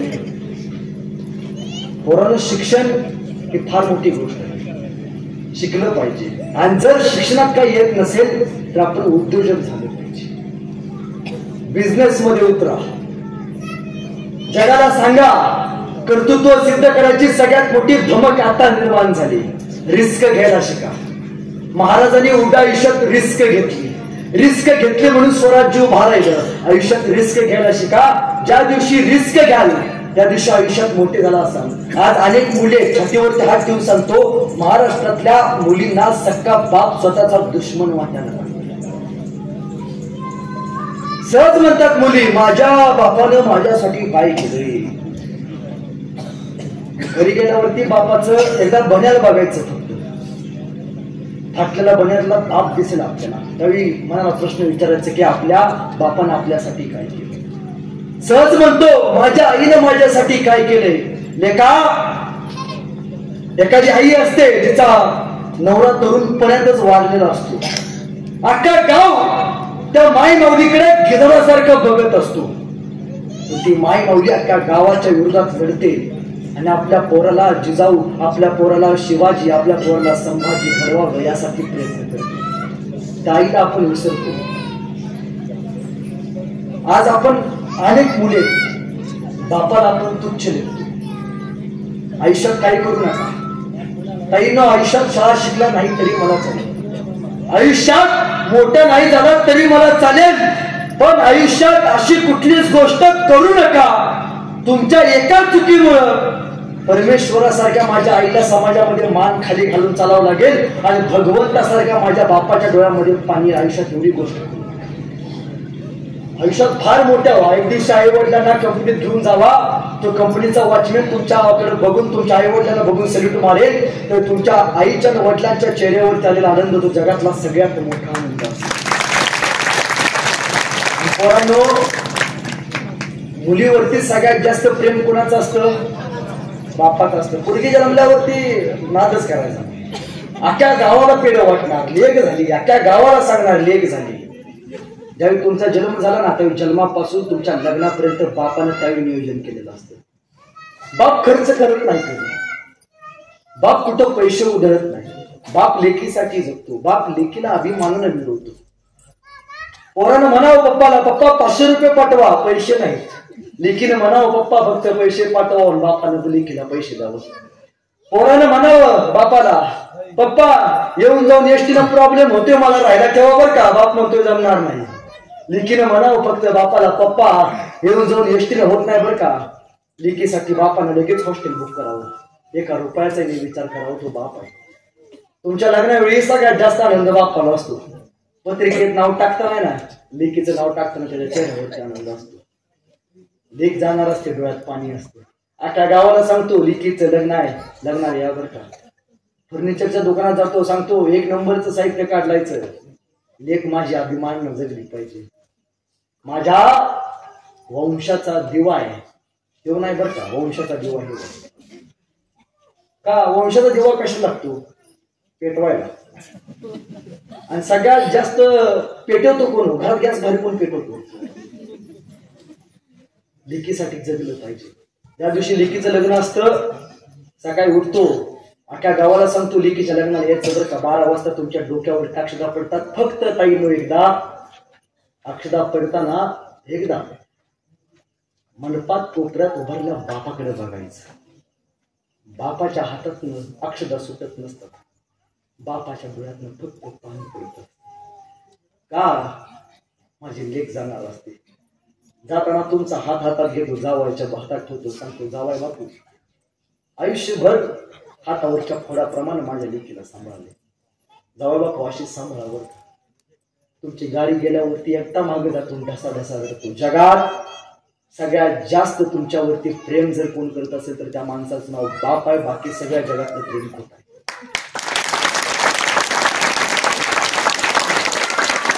एखादी असते गावातली मुलगी पुण्याला दिलेली असते, पुण्यात राहत असते, तिचा बाप वारतो तरुणपणी लग्नानंतर. मुलगीला सांगितलं जाते की बाई बाप तुझा बाबा आजार आहे बरं का, बाबाला बघायला जायचं, बाबाला गाडीत लेकीला गाडीत बसवलं जातं. पोरग प्रेत असं ठेवलं असतं, साईडला पोरग बसलेलं असतं. लेकीची गाडी येते आणि गावापाशी आल्यावरती लेकीला सांगितलं जातं की बाई तुझा बाबा ना राहिला बरं का. गाडीतनं खाली उतरते, बाबा बाबा म्हणते, बापाच्या प्रेताजवळ जाते, बापाच्या प्रेताला मिठी मारते आणि म्हणते उठणार एकदा एकदा उठ, तुझी लेक आली, एकदा उठून बघ. नाही उठत. प्रत्येक लेकीला वाटतं असतं की बापाने एकदा उठावं आणि मला बघावं, एकदा बापाने हाक मारावी, फक्त काय नकोय, बापाने फक्त एकदा हाक मारावी उठून माझ्या. नाही उठत. बाप जिवंत आहे तोपर्यंत बापाला आपला अभिमान मिळवला पाहिजे. बाप मेल्यानंतर गावाला जरी गोडगोड घातलं ना, बाप जिवंत करता येत नाही. अरे ज्यावेळी अक्क भावकी बसले असते, प्रेम ठेवलं असतं, साईडला पोरग बसले असतं, अक्क भावकी कोणाची वाट बघत असते, लेकीची थांबा, लेकीची अजून, लेकीची अजून. लेखा लेखी लेकीचा हमराडा फोडलेला आकाश समाज बघतो. बापासाठी पाणी फक्त डोळ्यात एकाच माणसाला येतं, ते म्हणजे लेकी. आणि पोरांनो सगळ्यात जास्त तुमच्यावरती प्रेम जर कोण करत असलं तर तुमची आई आहे बरं का. मी 7 वाजता निघालेलो, 8 वाजेपर्यंत येईपर्यंत माझ्या आईचे 12 मिस कॉल येऊन गेले. आईला वाटत असतं माझ्या लेखाला काही नाही झालं पाहिजे. तुम्ही पुण्या मुंबईला असता, आईला कधी फोन केला का आपण नोकरी करतो पुण्या मुंबईला, आईची तब्येत कशी आहे विचारली का कधी? आई विचारत आपण कधी विचारले? अहो फार 30 वर्ष राहिले, 30 ते 35 वर्ष आपल्या आईच्या आपल्याकडे. हे वस्तुस्थिती मानायला शिका. ज्यांचं वय 60 आहे, ज्यांचं वय 50 आहे, त्यांच्या आईचं आपल्यासाठी 5 ते 10 वर्ष राहिली. परत आई बघायला मिळणार नाही. जगात एकमेव गोष्ट जी सगळ्यात जास्त प्रेम करते ते म्हणजे आई. तुम्हाला लय वाटेल माझा काका इकडे आमदार आहे, माझा काका इकडे जिल्हा मध्यवर्ती बँकेत आहे, माझा भाऊ इकडे आहे, कोणी नाही बरं. ज्या दिवशी मराल त्या दिवशी तुमच्या आई वडिलाला हा समाज एकटाच वाईट टाकून ठेवेल. आई बापाला बघणार कोणी नाही बरं. आपण काय करतो पोरांनो, आपलं रक्त सळसळत आहे, आपण 40चं स्पीड कधीतरी 80 वरती मर्दुंगी दाखवायला जातो, 80चं स्पीड कधीतरी 110 वरती येतो. होतच नव्हते. महाराष्ट्रात अनेक पोर आहेत, अनेक बाप आहेत महाराष्ट्रातल्या, जिवंतपणी बापाच्या खांद्यावरती पोरांची प्रेत आलेली बघितली. आज महाराष्ट्रात सगळ्यात जास्त जर काय प्रकरण असतील तर आपल्या पोरांच्या आत्महत्येत. पोरांनो मरू नका आयुष्यात, कितीही संकट येऊ दे, काही येऊ दे, भले आयुष्यात सगळं गमावलं तरी चालेल, पण आयुष्यात मरू नका. मरताना फक्त एकदा घरात जायचं ना, आईच्या डोळ्यात डोळं घालून बघायचं. 9 महिन्याचा त्याग तुमच्या डोळ्यासमोर उभा राहील. 9 महिने सांभाळायचं सगळ्यात मोठा त्याग कोणाला नाही बरं का, कोणाला जमत नाही. सोपं वाटत असेल तर एखादा दगड घ्यायचा आणि पोटाला बांधायचा, 9 महिने फिरून बघा, कळेल आपल्या आईनं आपल्यासाठी कशी दिवस काढले. आईच्या इथं बसल्या अनेक माय माऊलीत. एक वेळ भाकरीला चटणीचं तेल सुद्धा नव्हतं, माय माऊलीने संसार केला. एकदा तक्रार केली नाही माय माऊलीने, एकदा संसारात की आम्हाला पैसे कमी पडले. आज महाराष्ट्रात सगळ्यात जास्त दुर्दैव आहे, 30 वर्षे 40 वर्षाच्या वरती आज लग्न टिकन झाले. मला प्रश्न पडतो, 70 60 वर्षाच्या माई माऊली तिथं कसं टिकवलं असेल? संकट आली नसतील यांच्या वाट्याला, दुःख आलं नसेल यांच्या वाट्याला, आपला युगो आडवा येतो. आजोबा रागात जरी बघितलं तर म्हातारीचं वर मान करून बघायचं धाडस होत नव्हतं बरं का. आजोबा चौकातला चालत आलं ना, म्हातारी घराच्या बाहेर सुद्धा पडत नव्हती बरं का. एवढा आदर म्हाताऱ्याबद्दल त्या आजीच्या मनात होता. आपण आई वडिलांना सांभाळत नाही. महाराष्ट्रात सगळ्यात जास्त, देशात जर वृद्धाश्रम कुठं असतील तर आपल्या महाराष्ट्रात आहे. आणि सगळ्यात जास्त जर कुठं असेल तर सांगली, सातारा, कोल्हापूर, पश्चिम महाराष्ट्रात आहेत. कधीतरी आकडा काढून बघा, जावा कधीतरी आपल्या सातारच्या वृद्धाश्रमात. विचारा त्या वृद्धाश्रमातला एखाद्या वृद्ध व्यक्तीला, तुमचे आई वडील काय करतात? सांगेल, माझा पोरगा डॉक्टर आहे, माझा पोरगा इंजिनियर आहे, माझा पोरगा वकील आहे. एकही माणूस सांगणार नाही माझा पोरगा शेतकरी आहे. कारण शेतकऱ्याचे आई वडील कधीच वृद्धाश्रमात नसतात. पोरांना आपण आयुष्यात खूप मोठं व्हा, आपण बाहेरच्या देशात शिकायला जावा, बाहेर पिझ्झा बर्गर जरूर खावा, पण आपल्या म्हातारीच्या चटणी भाकरीला कधी आयुष्यात विसरू नका बरं. विमानात फिरा, बापाच्या गाडीवरती टाकीवरती बसून फिरलेला आनंद आयुष्यात कधी विसरू नका बरं का. कितीही मोठे व्हा, कितीही मोठे व्हा, खूप मोठ्या पदावरती बसा, पण यशस्वी झाल्यावरती आपल्या बापाच्या कपाळाला लागलेला गुलाल आयुष्यात कधी विसरू नका बरं का. आपल्या बाप एकदा तरी आपल्या बापाला वाटलं पाहिजे की लेकाला खांद्यावरती घेऊन मिरवलं पाहिजे. मी असं एके ठिकाणी कार्यक्रमाला गेले होते, एक प्राध्यापक होते, माझ्या पैसे आले. म्हणले सर माझी दोन्ही मुलं अमेरिकेला आहेत. म्हणजे चांगली गोष्ट आहे म्हणलं, दोन्ही मुलं अमेरिकेला आहेत. तुम्ही काय करता? मी वृद्धाश्रमात आहे.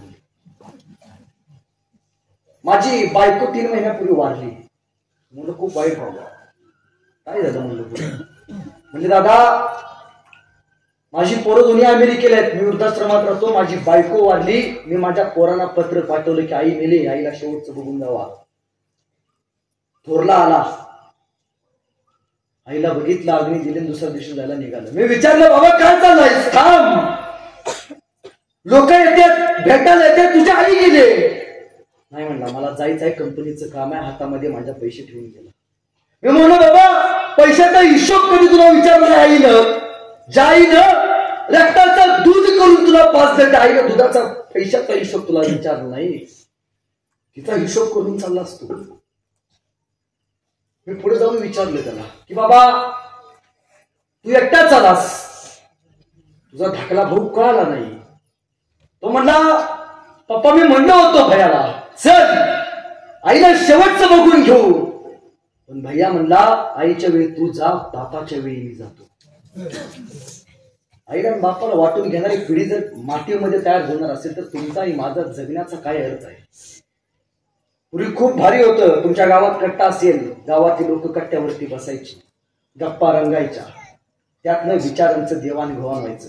पण गावकऱ्यांनो आता आपली मानसिकता बदलली, आपण मानसिकता बदलली पाहिजे. स्वतःची काय बदलली पाहिजे? फार बदल लांबचा सांगत नाही, छोटा बदल सांगतो. आपल्या गावची पोरं पोलीस भरतीचा प्रयत्न करतात, आपल्या गावची पोरं अधिकारी एमपीसी व्हायचा प्रयत्न करतात. एखादं पोरगं बाहेर सिलेक्शन करायला जातं, ग्राउंड मारतं, नाही सिलेक्शन होत, नोकरी नाही लागत, ते मान खाली घालून गावात येतं. गावातली कट्ट्यावरची पोरं लगेच म्हणतात, गावची मंडळी न शिकले लगेच म्हणतात काय फौजदार कोणीकडे चालला, ते खातं आपल्यात मानलं. एखादं पोरगं पुण्याला एमपीसी युपीसी तयारी करत असतं, अनेक परीक्षा देतं, प्रिपरेशन देतं, 4 वर्ष झाली, 5 वर्ष झाली, 6 वर्ष झाली, नाही सिलेक्शन होत, नशिबात नसतं यश कधी कधी. ते गावाकडे येतं, खचलेलं असतं, आई बापाला काही तोंड दाखवावं, गाव म्हणत असतं 6 वर्ष झालं पुण्यात राहिला काय करतोय. गावाकडे आल्यावरती गावची कट्ट्यावरची लोक म्हणतात काय PSI कुणीकडे चालला, काय कलेक्टर कोणीकडे चालला. ती पोरगं खातं हातातल्या म्हणाला. गावकऱ्यांनो एक गोष्ट करा, आपल्या गावातल्या पोरांना प्लॅन बी तयार करायला शिकवा. हे पर्याय नाही सिलेक्शन झालं, पर्याय दुसरा, आपल्या पोरांना उद्योगासाठी प्रेरणा द्या. अण्णासाहेब पाटील योजना किती लोकांना माहिती आहे? ग्रामपंचायत ठराव काढा. आता इथे किती पोर आहेत? ITR किती लोकांचं आहे? ITR म्हणजे काय हेच लोकांना माहित नसेल. गावातल्या पोरांचा ITR काढा. ITR काढल्याशिवाय पोरांना आपल्याला कर्ज मिळत नाही. आपल्या पोरांना घडवासाठी ग्रामपंचायतने एक दिवशी मोहीम घ्या, आपल्या पोरांच्या सगळ्यांच्या ITR काढून घ्या. अण्णासाहेब पाटील योजना जी आर्थिक महाविकास योजना आहे, ज्यातनं आपल्याला 0% व्याज पैसे मिळतात, न व्याजदर भरता त्यातनं आपला उद्योग उभा करता येतो. या गोष्टी आपल्या पोरांना शिकवा. गावात एखादं ग्रंथालय चालू करा. माझ्या घरी कधी या, मी उभ्या आयुष्यात जन्मल्यापासून आतापर्यंत एकदाही टीव्ही बघितलेला नाही, एकदाही नाही. माझ्या घरात टीव्हीच नाही. माझ्या बापाचं 40 ते 50 लाखाचं घर आहे, पण घरात 40,000चं सुद्धा टीव्ही नाही.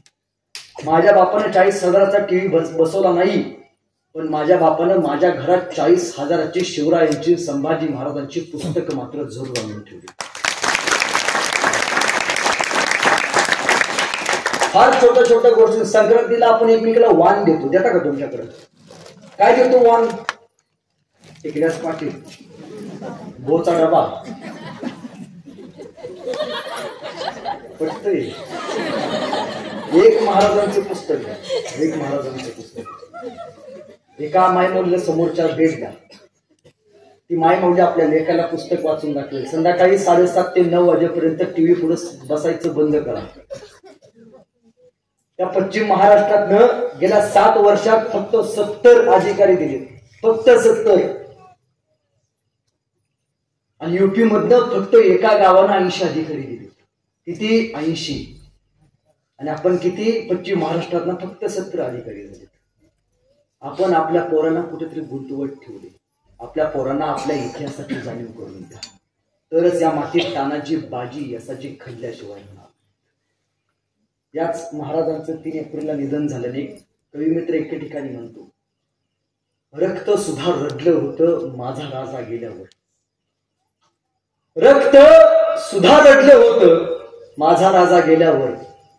थकला नाही कधीच तो अनेक युद्ध केल्यावर. जखमा सुद्धा म्हणत होत्या थांब राजा थोडं. जखमा सुद्धा म्हणत होत्या थांब राजा थोडं. हातात होती ढाल आणि पळत होतं घोडं. अरे छत्रपती शिवाजी महाराजांचं नाव ऐकून एकदा डोळे झाक आणि तुझ्या मार्गात आलेली संकट कापून टाक. तुझ्या मार्गात आलेली संकट कापून टाक.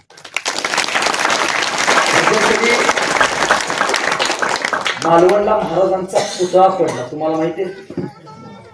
किती पोरांना आपण विचारलं, किती लोकांनी विचारलं महाराजांचा पुतळा पडल्यावरती.